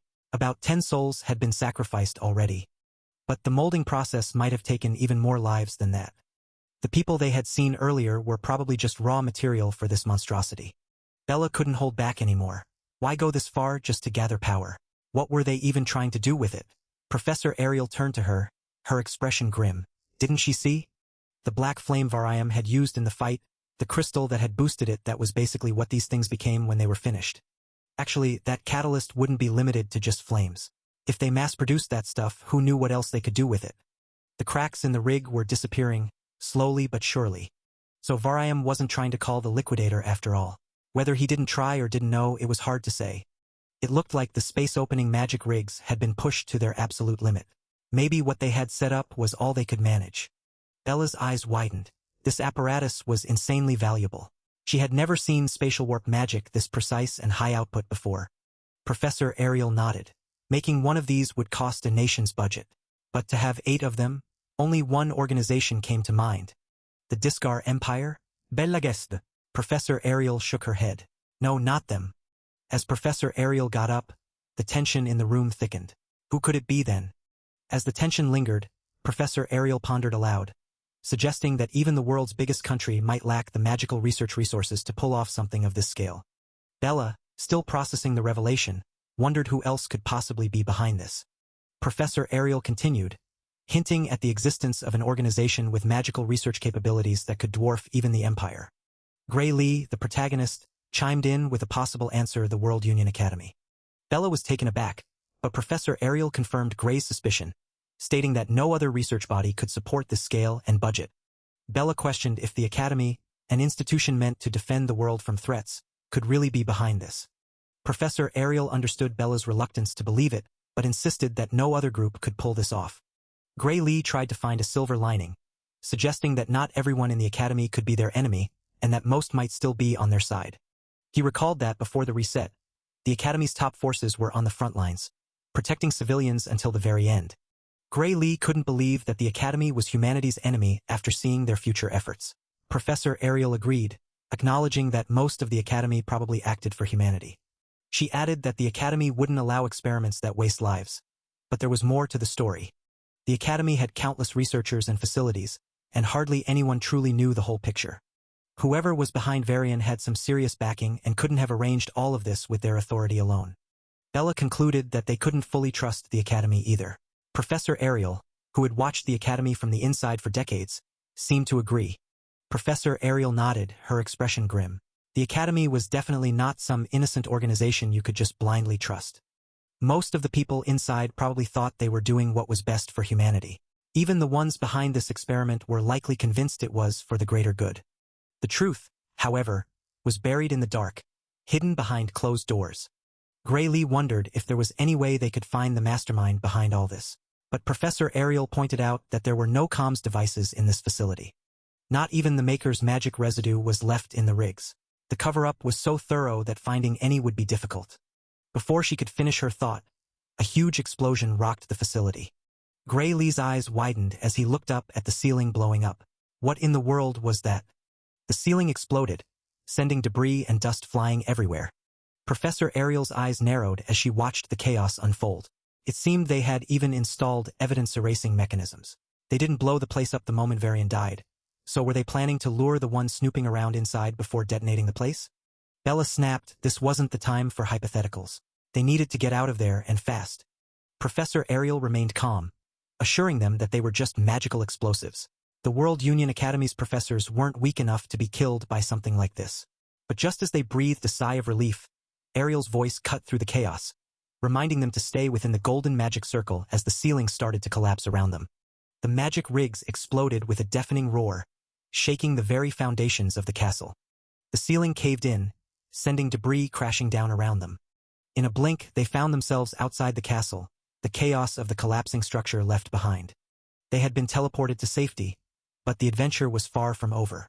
Ariel noticed that everyone who had been captured had also made it out safely, a small victory in the midst of the chaos. Bella let out a shaky breath, admitting she thought she was going to die. Gray couldn't help but agree, that was way too close for comfort. Ariel, ever the professional, mentioned they had more baggage than expected, which drained her teleportation magic. But it was all worth it, as she held up the magic rigs they had retrieved. With a gleam in her eye, Ariel stated that once they showed these to the academy, they wouldn't be able to ignore them anymore. The next morning, the group found themselves in front of a large door, the events of the previous day still fresh in their minds. Someone informed them that the survivors were being treated in the academy's medical wing. The headmaster, Orodrum Alexandro, approached them, expressing his gratitude for stopping Varian's illegal experiments. He introduced himself as the World Union Academy headmaster and began to discuss the magic engines they had retrieved. As he read through some papers, he mentioned that each of the magic rigs was worth more than a national budget. Professor Ariel was still processing the value of the magic rigs, but her shock only grew as she realized there were 8 of them. There was no way Varian could have gathered that kind of firepower alone. The question burning in her mind was just how he had obtained them. The headmaster's voice cut through the tension, revealing a chilling truth. They were stolen goods. The headmaster continued, his words heavy with gravity. They had been hijacked mid-transport, and 78 transport agents had been wiped out. The revelation hit like a ton of bricks, leaving everyone in the room stunned into silence. Professor Ariel's mind raced, connecting the dots. 78 transport agents of the academy. Dead? Couldn't be. Unless it was the incident from 15 years ago. The headmaster confirmed her fears. The stolen cargo back then carried these engines. As the pieces fell into place, Professor Ariel couldn't help but wonder who was responsible for it. The headmaster's voice was grim as he uttered the name everyone dreaded. Blood Drinker, a name that sent shivers down the spine, known by all. The protagonist and Bella exchanged glances, the weight of the name hanging heavy in the air. The world's biggest crime organization, parasites that always crawled back, no matter how many times they were crushed. The protagonist looked at Bella, seeing the intensity in her eyes. Bella's intense stare bore into him, her voice barely above a whisper. They killed her parents too. The headmaster's voice was heavy with resignation. You could exterminate them 100 times, and they would still resurface. No one knew where they hid or who led them. The headmaster continued, his words painting a grim picture. Some said over 40% of all crime-related deaths were their doing. The headmaster's voice dropped to a whisper, his words laced with a chilling warning. It wouldn't surprise him if some of their people were already inside this academy. And even if there was a way to tell them apart, the academy wouldn't act on it. The protagonist's voice was filled with disbelief. Even if there were criminals inside the academy? Professor Ariel's voice was steady, explaining how the academy operated now. Anyone with talent got a chance to grow stronger, no matter their bloodline, race, or gender. The headmaster's voice was firm, echoing Professor Ariel's sentiment. It didn't matter if they were criminals either. Bella's voice was sharp with indignation. That was absurd. If there were criminals here, they should be dealt with. The headmaster agreed with Bella's sentiment. However, the higher-ups at the academy did not share that view. Bella questioned his authority, asking if he was truly the headmaster. Oro admitted he was nothing more than an underling. Oro explained that while he might be the face of the academy on paper, the authority he actually held was laughable. He then asked if they wanted to know who was truly running things. They nodded, eager to learn more. Oro advised them to grow stronger. The more power they proved they had, the deeper they would get into the academy, and the more secrets they would uncover. Oro couldn't name names, but he revealed that they had an upperclassman who had enough influence to shape the academy's entire direction. Even the policy of accepting criminals was his decision. Gray Lee pondered that if they got stronger than that guy, they might even be able to change the academy itself. Oro confirmed that indeed they could. Oro emphasized that around there, strength was everything. Oro found it amusing that Ariel shouldn't stand a chance against Varian at all. This meant that one of those two must have done something unexpected. Oro noted that Ariel's divine eye was as sharp as ever. Oro smiled, expressing his eagerness to see what kind of monster she trained. Gray Lee walked down the hall, deep in thought. He looked at his arm, realizing that power ruled the academy. Whether they wanted to take down the liquidator or uncover what was going on behind the scenes, they needed to focus on getting stronger first. Just as he had that thought, someone bumped into him. Gray Lee barely had time to process the collision before a groan escaped him. He turned to see who had bumped into him, but before he could even get a word out, the guy was already swinging his foot towards his face. Gray Lee's eyes widened in surprise as the guy's foot came flying at him. What was this guy's deal? Instincts kicked in, and Gray Lee quickly raised his arm to block the incoming attack. The force of the kick sent him sliding backwards, putting some distance between him and his attacker. The guy smirked, seemingly impressed by Gray Lee's quick reflexes. He commented on how Gray Lee was tougher than he expected. Gray Lee, confused and annoyed, demanded to know what this guy's problem was. The guy scoffed at Gray Lee's question, repeating it back to him with a mocking tone. The guy, with an emo look, sneered at Gray Lee, criticizing his attitude and pointing out that a special admission reject like him didn't belong in this hallway. Gray Lee's hand instinctively went to his sword as he realized this guy was just another one of those who hated the special slots. But this was the first time someone had actually kicked him in the hallway. He asked if the guy was picking a fight. The emo guy pointed behind Gray Lee, saying he didn't want to fight, but it looked like reject number 2 had just shown up. Gray Lee turned to see Professor Ariel walking towards them. The emo guy took this as his cue to leave. As the emo guy walked away, he tossed a casual later over his shoulder, leaving Gray Lee to deal with the professor. The emo guy, now at a safe distance, apologized to someone, explaining that surveillance was tight, so he couldn't get any closer. He bit his finger, seemingly frustrated, but promised to send someone else there soon. With a final whisper of Varian, the emo guy disappeared, leaving Gray Lee with more questions than answers. Professor Ariel approached Gray Lee with a mix of concern and curiosity, asking what had happened. Gray Lee simply addressed her as Professor Ariel, his tone hinting at something troubling. Gray Lee explained that some random student had kicked him, claiming that a divine I special admit like him shouldn't even be walking around the academy's halls. Professor Ariel observed Gray Lee, noting the lack of visible injury and weapon. She concluded that there wasn't much she could officially do about the incident. Professor Ariel suggested that Gray Lee could chase down the student and punch the lights out of him. Gray Lee was taken aback, asking if he was really allowed to do that. The professor's unexpected suggestion left him surprised and a bit excited. Professor Ariel clarified that she couldn't technically permit it as his professor. However, she mentioned that her eyesight had been getting pretty bad lately and she might not notice if something happened nearby. Gray Lee decided to let it go, stating that he didn't want to cause any more trouble. Professor Ariel seemed to understand and accepted his decision. Professor Ariel then asked Gray Lee if the divine I special admits were really that disliked. Gray Lee admitted that they were often made fun of, but this was the first time it had gotten physical. Professor Ariel acknowledged that the students did mock him, her expression showing a mix of concern and frustration. She apologized, wishing she had more authority to change the situation. Her tone was sincere, reflecting her genuine concern for Gray Lee. Gray Lee reassured her, saying she shouldn't worry about it. He reminded her that without her, he wouldn't even be in the academy. Gray Lee smiled and added that Ella and the others would prove that the Divine Eye program wasn't a mistake. He complimented Professor Ariel, saying she had a good eye. The scene shifted, hinting at the legacy of all the past heroes, leaving a sense of anticipation and hope for the future. As the anticipation settled, Professor Ariel stepped forward, her presence commanding attention. With a grateful tone, she expressed her thanks, setting the stage for what was to come. But her gratitude came with a stern warning. Pointing directly at the main character, she made it clear that the issue at hand wasn't just anyone's problem. Among all the members of the Divine Eye group, she had the highest expectations for him. Professor Ariel paused, her gaze unwavering as she let her words sink in. She continued, mentioning notable names like Amy White and Jacob, comparing them to past special admits who had all become top tier. But then she dropped a bombshell, revealing that the first time she truly believed someone could surpass humanity itself was when she met the protagonist. The protagonist felt the weight of her words. Being compared to legends was no small feat, and he knew it. But he quickly shook off any self-doubt. Weak thinking had no place here. The mastermind behind Varian was still out there, likely plotting to summon the Liquidator. Even the strongest couldn't scratch that thing. He had returned to this timeline for one reason: to ensure he could defeat it. With determination burning in his eyes, he made his way to the arena, ready to face whatever came next. The teacher explained that today's swordsmanship class would involve live combat practice. Students were to pair up according to the list on the board. The protagonist mused on the practical training ahead. He knew he had to be sharp, ready for anything. The pressure was on. Screwing up would mean bad news for all the Divine Eye admits. At the very least, he needed to show he could keep up with the regular students.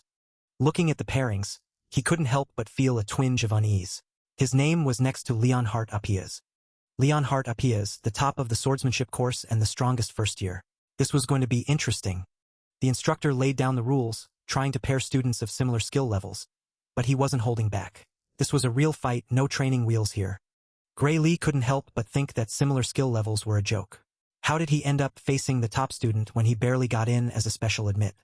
And to make matters worse, Leon Hart already had a grudge against Divine Eye students.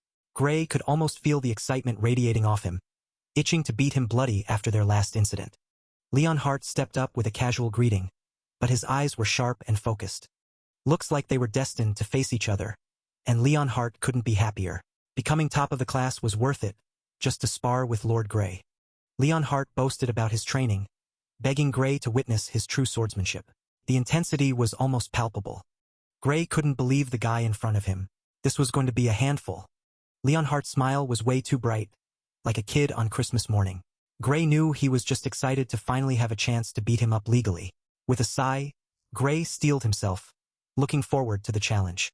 The instructor's voice echoed through the arena, asking if everyone was ready. The tension was thick enough to cut with a knife. With a single command, the fight began. Swords clashed, and the arena erupted into a flurry of motion. Leon Hart bolted towards Gray, his sword gleaming under the arena lights. Their swords met in a fierce clash, the sound ringing out like a bell tolling the start of a battle. Leon Hart parried Gray's sword with precision, his movements fluid and practiced. He swung again, but Gray dodged, barely avoiding the strike. The dance of blades continued, each movement a testament to their skill. Gray countered with a swing of his own, the clash of steel echoing through the arena. The fight was on, and neither was holding back. Leon blocked Gray's strike with ease, the clash of their blades sending sparks flying. The intensity of their duel was only growing, each movement faster and more precise than the last. Leon Hart couldn't help but acknowledge Gray's strength. It was hard to believe that someone with such skill didn't get in through regular admission. Their swords moved in a blur, the speed of their exchanges leaving onlookers stunned. It was a dance of steel, each combatant pushing the other to their limits. Gray was holding his own, but he knew he couldn't match Leon's raw power, even with both arms. The fight was taking a toll, but he wasn't ready to give up yet. Leon's swordsmanship was insane, a perfect execution of by-the-book techniques. It was polite yet terrifyingly effective. Gray couldn't help but be impressed. Leon charged again, his speed and precision making him a monster in Gray's eyes. With all his past life experience and training, Gray was still struggling to keep up. The other students stopped to watch, their eyes wide with amazement. They couldn't believe what they were seeing. Whispers of awe filled the air.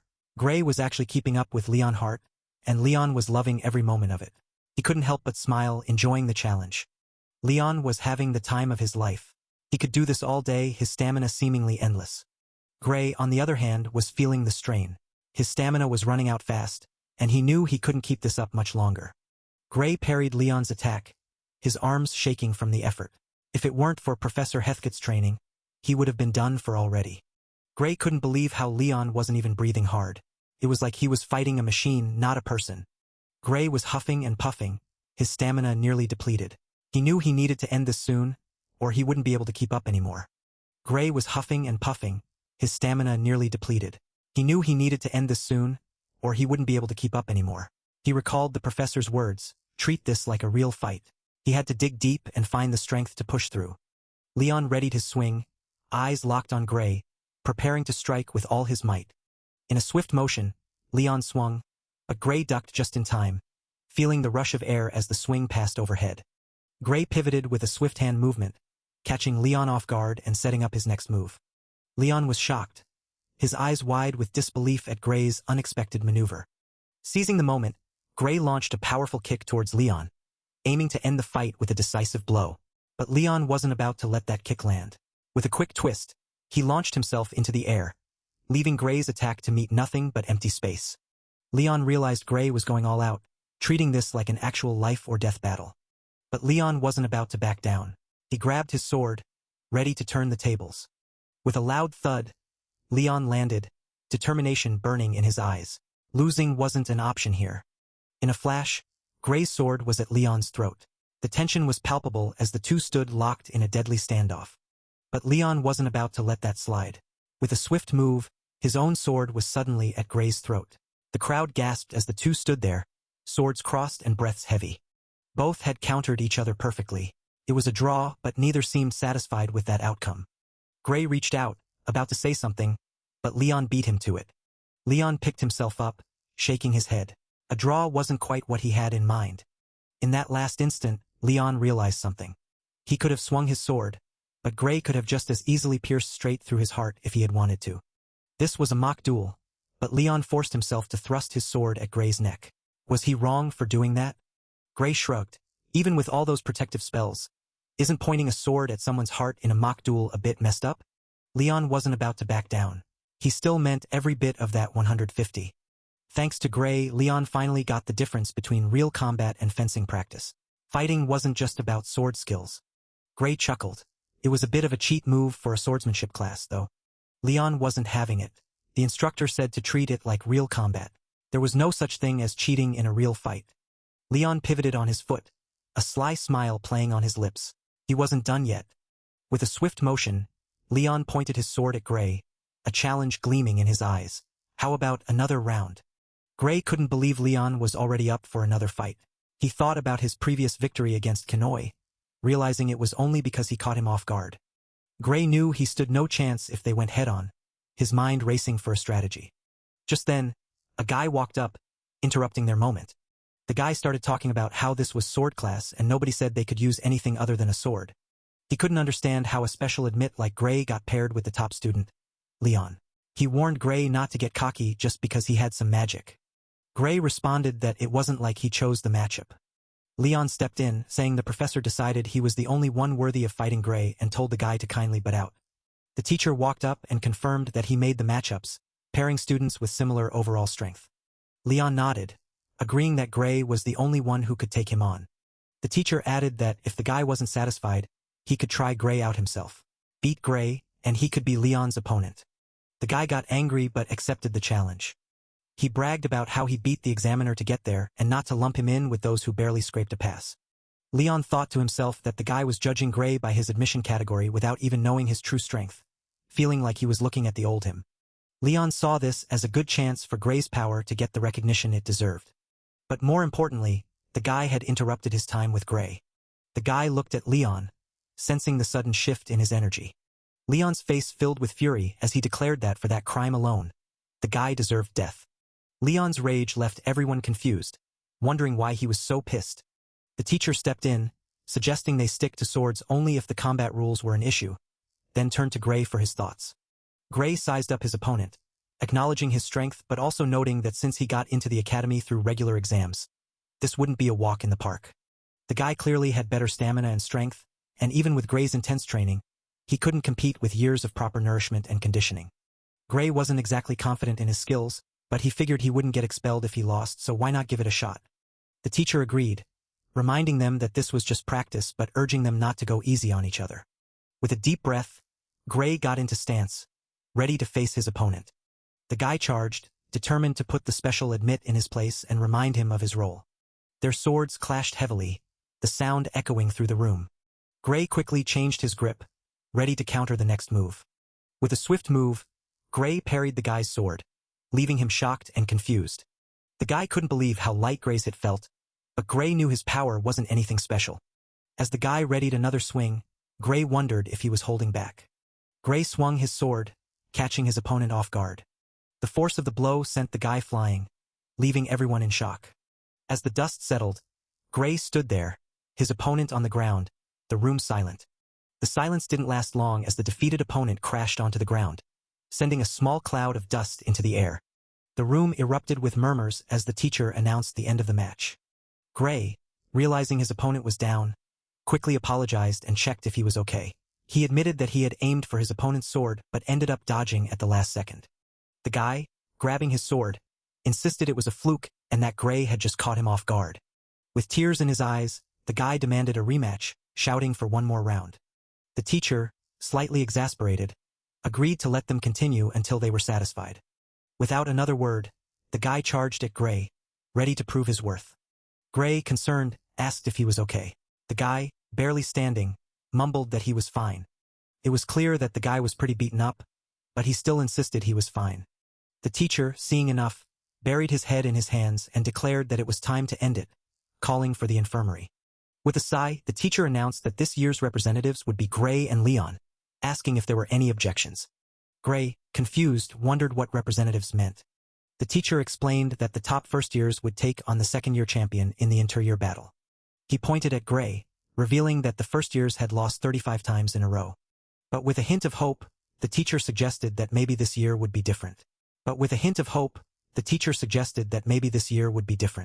arena stood as a reminder of Gray Lee's 35 consecutive losses, a record that weighed heavily on his mind. Gray Lee wondered if the power gap between first years and second years was really that big. The teacher confirmed it with a simple yes, emphasizing that a year at the academy made a huge difference. The teacher continued, explaining that losing was normal and even expected for first years facing second years. Putting up a decent fight would already be an achievement, and winning would go down in the academy's history as a miracle. Just being chosen to fight was considered an honor. The teacher tapped Gray Lee on the shoulder, a gesture of encouragement and reassurance. As the teacher walked away, he advised Gray Lee not to stress too much and dismissed the class. Gray Lee realized that the interior battle wasn't as serious as he thought, which came as a relief. Still, as a Divine Eye Special student, this was the perfect chance to prove he could actually fight and make a name for himself. Gray Lee knew he needed to train hard to stand a chance in the upcoming battles. Meanwhile, in the faculty meeting, the last agenda for the day was Professor Berta's proposal. Professor Berta proposed that Amy White, the Divine Eye Special student, be expelled from the academy. Professor Ariel questioned why he would suggest that, reminding him that she was supposed to be the one managing the Divine Eye students. Professor Berta countered that was precisely the problem. Professor Berta explained that Amy White had failed the third year's advancement exam but was allowed to stay because she was a special admit. He argued that every other student who failed was expelled, questioning the fairness of the situation. Professor Ariel defended Amy, stating that she was steadily progressing toward top-class, world-level combat ability. The backlash on her body was harsh, preventing her from displaying her full power, but she would have passed if not for that. As Professor Ariel defended Amy, another professor scoffed, rolling their eyes at the familiar excuse about Amy's potential. The skepticism grew as the professor mocked the idea of Amy's hidden talents, questioning how long Ariel would keep pushing this narrative of secret powers. Ariel stood firm, insisting it was the truth. Amy could gain full control any day now, but pushing her too hard might ruin that chance forever. Another professor chimed in, calling out Ariel for repeating the same excuse over and over again. The frustration was clear as they questioned whether Ariel's plan was to keep students who couldn't meet the academy's standards indefinitely. Ariel fired back, reminding everyone that the academy existed to nurture exceptional talents. Kicking out gifted students just because they didn't fit neatly into a system defeated the whole purpose. Professor Berta smirked, clearly amused by the mention of talent. Berta dismissed the past successes of the Divine Eye program, claiming the current batch was full of failures. He listed names like Amy White, Bella Albright, and Jacob Bloomfield, suggesting the Divine Eye was losing its edge and maybe it was time to abolish the program entirely. Ariel was taken aback, stunned by the suggestion to abolish the Divine Eye program. Berta explained that since the program was established ages ago by the academy, it could be abolished if over half the faculty agreed. Another professor hummed in thought, clearly considering the current Divine Eye students and their lackluster performances. A professor admitted that while Bella Albright had improved, it wasn't anything major or impressive. Ariel was at a loss for words, the weight of the criticism hitting hard. More professors joined in, agreeing that while the old Divine Eye students were impressive, the recent batch just didn't have the same impact. Mischievous smiles spread among some of the professors, clearly enjoying the debate. Others wore concerned looks, perhaps considering the implications of shutting down the program. Ariel realized there were more anti-Divine Eye voices than she thought. At this rate, they might really shut down the program. With the anti-Divine Eye voices growing louder, Ariel knew she had to tread carefully. Berta wasn't making it any easier, though. He chimed in, pointing out how outdated the program had become. Berta continued, questioning if Ariel still believed she could judge talent better than the rest of them. Ariel wanted to fire back, but she knew it would only provoke them further. She was already on thin ice with many of the professors. Still, she knew many professors cared about the program's benefits to the academy. She couldn't afford to push them away. Berta smirked, noticing Ariel's silence. He taunted her, suggesting she knew she was past her prime. Another professor chimed in, suggesting that maybe it was time for Ariel to retire before she ruined her legacy. The room erupted in agreement. Someone else suggested that if Ariel wanted to raise her favorite students however she liked, she should start her own school.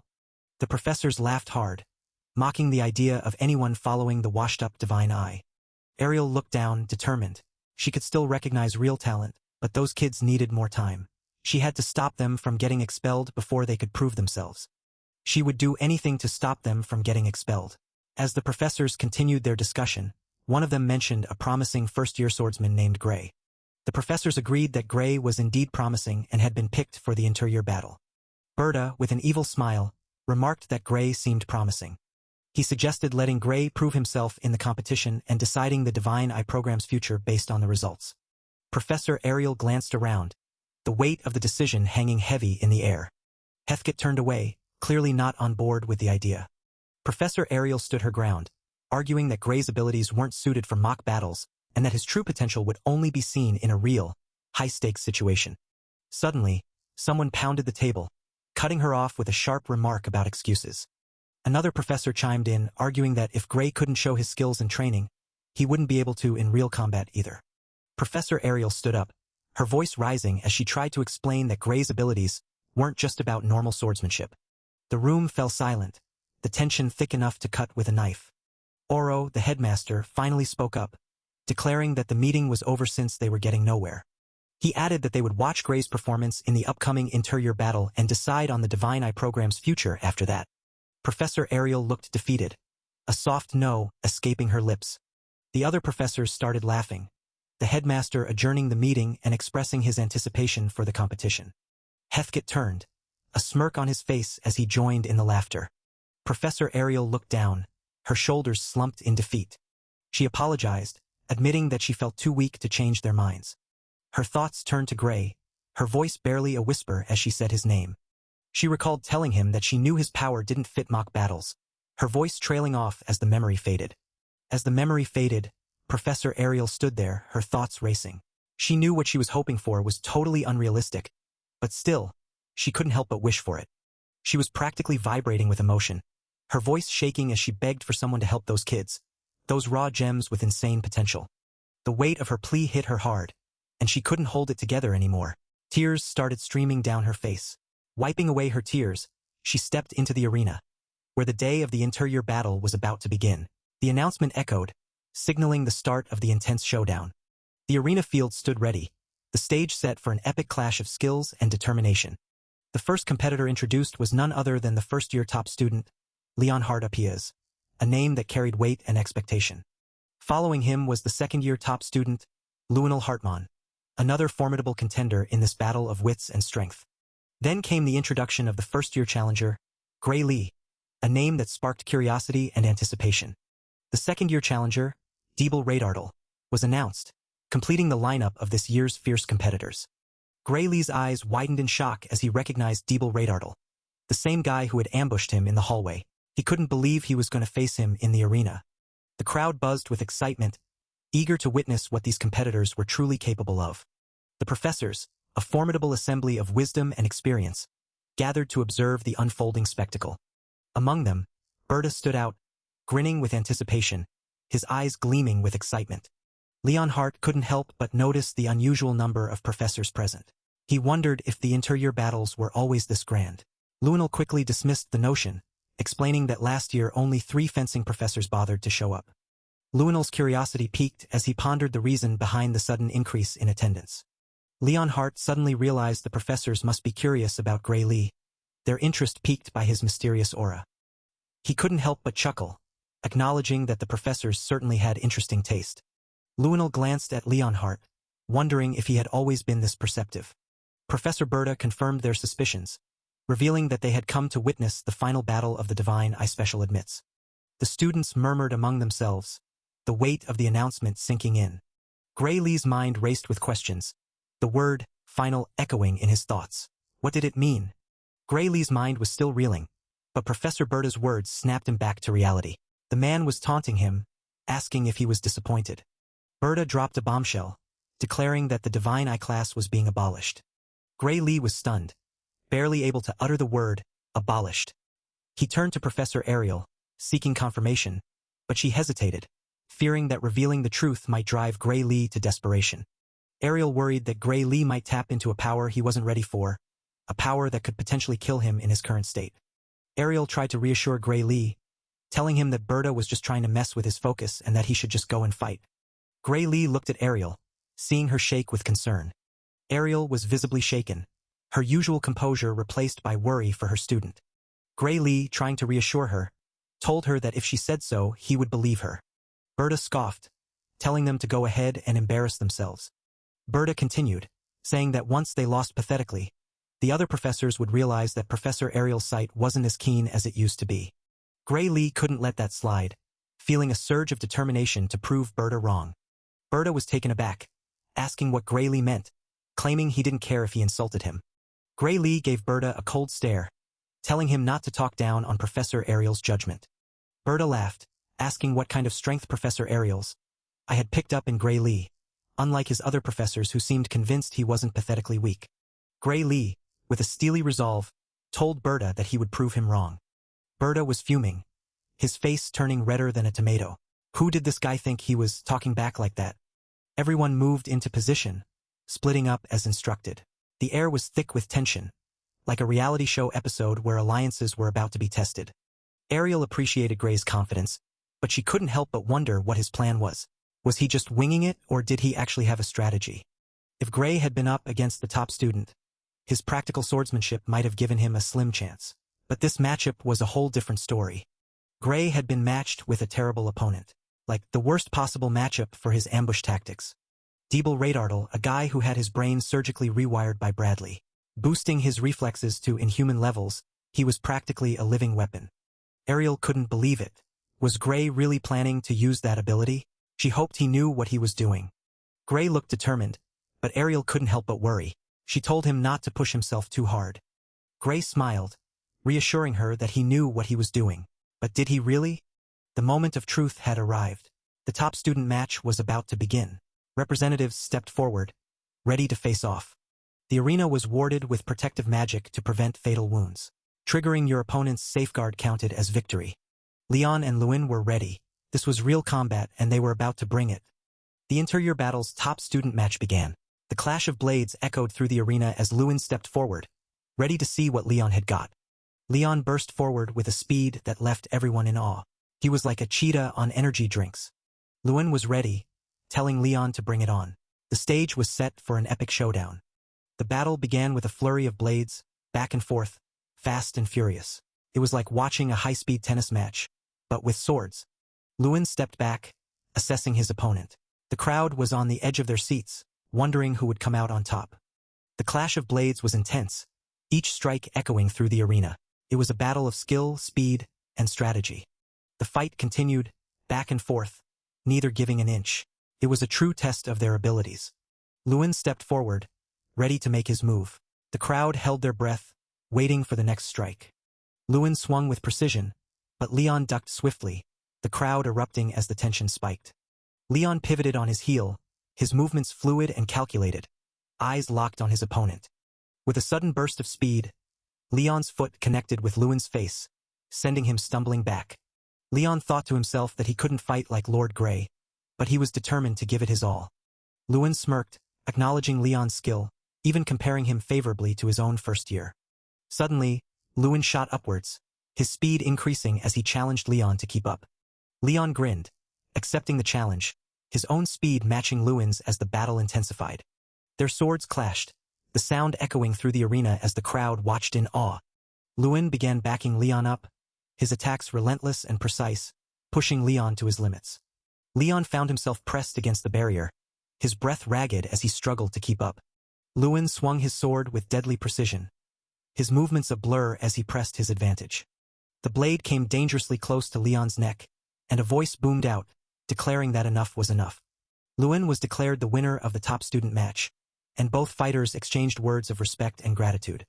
The announcer declared that the next event would be the challenger match, urging representatives to step forward. Leon wished the main character good luck as he stepped up to the challenge, ready to face whatever came next. With Leon's good luck still echoing, the main character drew his sword, feeling the weight of his words. He had talked big, and now it was time to back it up. This wasn't his first rodeo. He had faced down hopeless monsters more times than he could count before turning back time. Compared to those nightmares, this fight should be a cakewalk.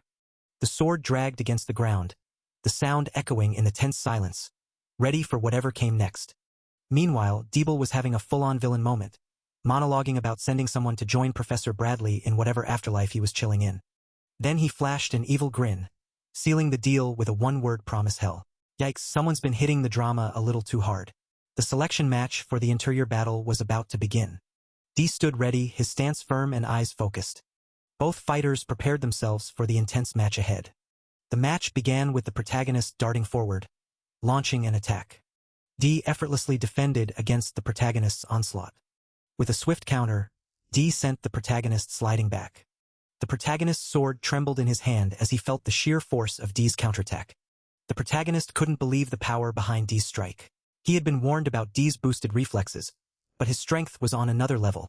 With such a vast difference in power, he wondered how he could possibly fight back. The protagonist thought about a certain skill he had, but hesitated. He recalled Professor Ariel's warning not to use that power no matter what. The risk was too great, and the worst-case scenario could be fatal. The protagonist acknowledged the warning, understanding the gravity of the situation. Professor Ariel emphasized the importance of the tournament but reiterated that it wasn't worth risking his life over. She further explained that the arena's defensive barrier wouldn't hold against that power. Using it could result in killing his opponent. The protagonist stood there, conflicted and unsure of his next move. Dee suddenly bolted towards him, leaving the protagonist with no time to think about his options. He couldn't possibly kill someone in a tournament, even if it meant using that forbidden power. The protagonist barely had time to process his thoughts as Dee suddenly lunged at him, blades clashing in a fierce collision. Dee's blade swung with precision, aiming straight for the protagonist. The protagonist managed to block the attack, but something felt off. Dee's movements were almost too simple, lacking the complexity expected from someone with his physical stats and reflexes. It wasn't a lack of technique, but rather a deliberate holding back. The protagonist couldn't help but wonder what Dee was planning. Dee's face twisted into an evil smile, sending a chill down the protagonist's spine. The protagonist struggled to maintain his balance, feeling the weight of Dee's presence bearing down on him. Dee thrust his blade forward, leaving the protagonist with no room to dodge. The protagonist barely managed to block the attack, his mind racing with confusion and desperation. Why was Dee holding back? What was his game? The protagonist couldn't make sense of it. Suddenly, Dee leaped back, his expression shifting as if he had just realized something crucial. The protagonist watched in disbelief as Dee slid back, his mind reeling with the realization that Dee had weakened his attack on purpose. Professor Ariel stood up abruptly, her eyes wide with shock and confusion. She muttered to herself, trying to comprehend the strange power she had just witnessed within Dee. Her eyes locked onto a peculiar purple heart-like energy emanating from Dee, a power she had never seen before. The energy pulsed with an eerie glow, leaving everyone in the room stunned and curious. Professor Berta couldn't help but mock the situation, his voice dripping with sarcasm as he commented on the one-sided battle. The professors watched, their expressions growing grim. This year's second years seemed to have a particularly nasty edge to them. The main character could end the fight anytime, but he kept dragging it out, making everyone wonder what he was up to. The Divine Eye student was struggling just to block the second year's attacks, yet he showed no signs of surrendering. This only proved that he wasn't as strong as everyone thought he was. Professor Berta chimed in, suggesting that maybe the main character knew something about the Divine Eye that they didn't. He hinted that if they kept waiting, the whole Divine Eye special slot thing was going to turn into a total mess. Suddenly, the second year landed a powerful hit, taunting the Divine Eye student for being so considerate and thinking of the academy. Professor Ariel couldn't take it anymore and stepped in, demanding that the fight be stopped immediately. She declared that it was too dangerous to continue.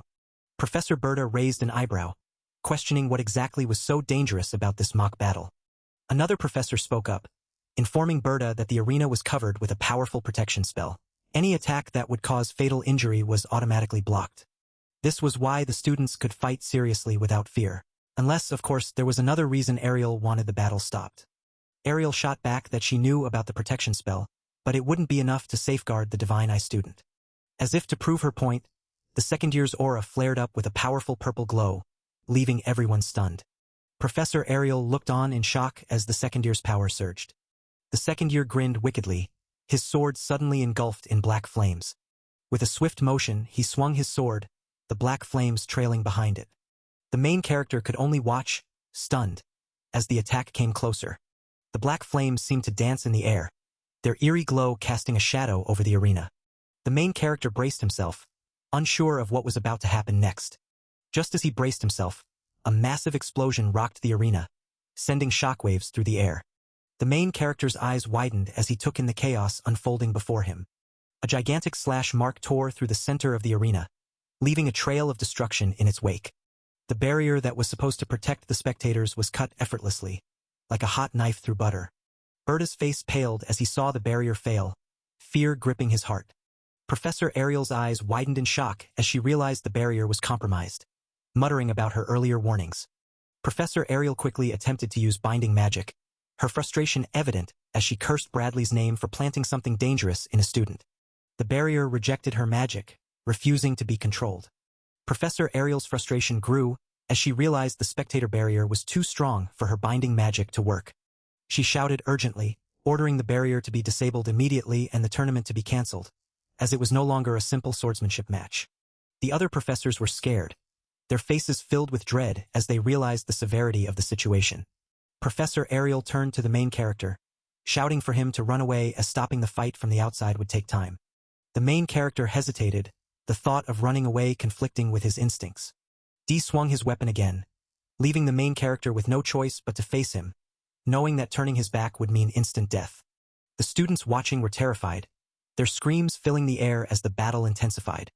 As the students screamed, Heathkit knew the professors would take at least 30 minutes to arrive. That was way too long.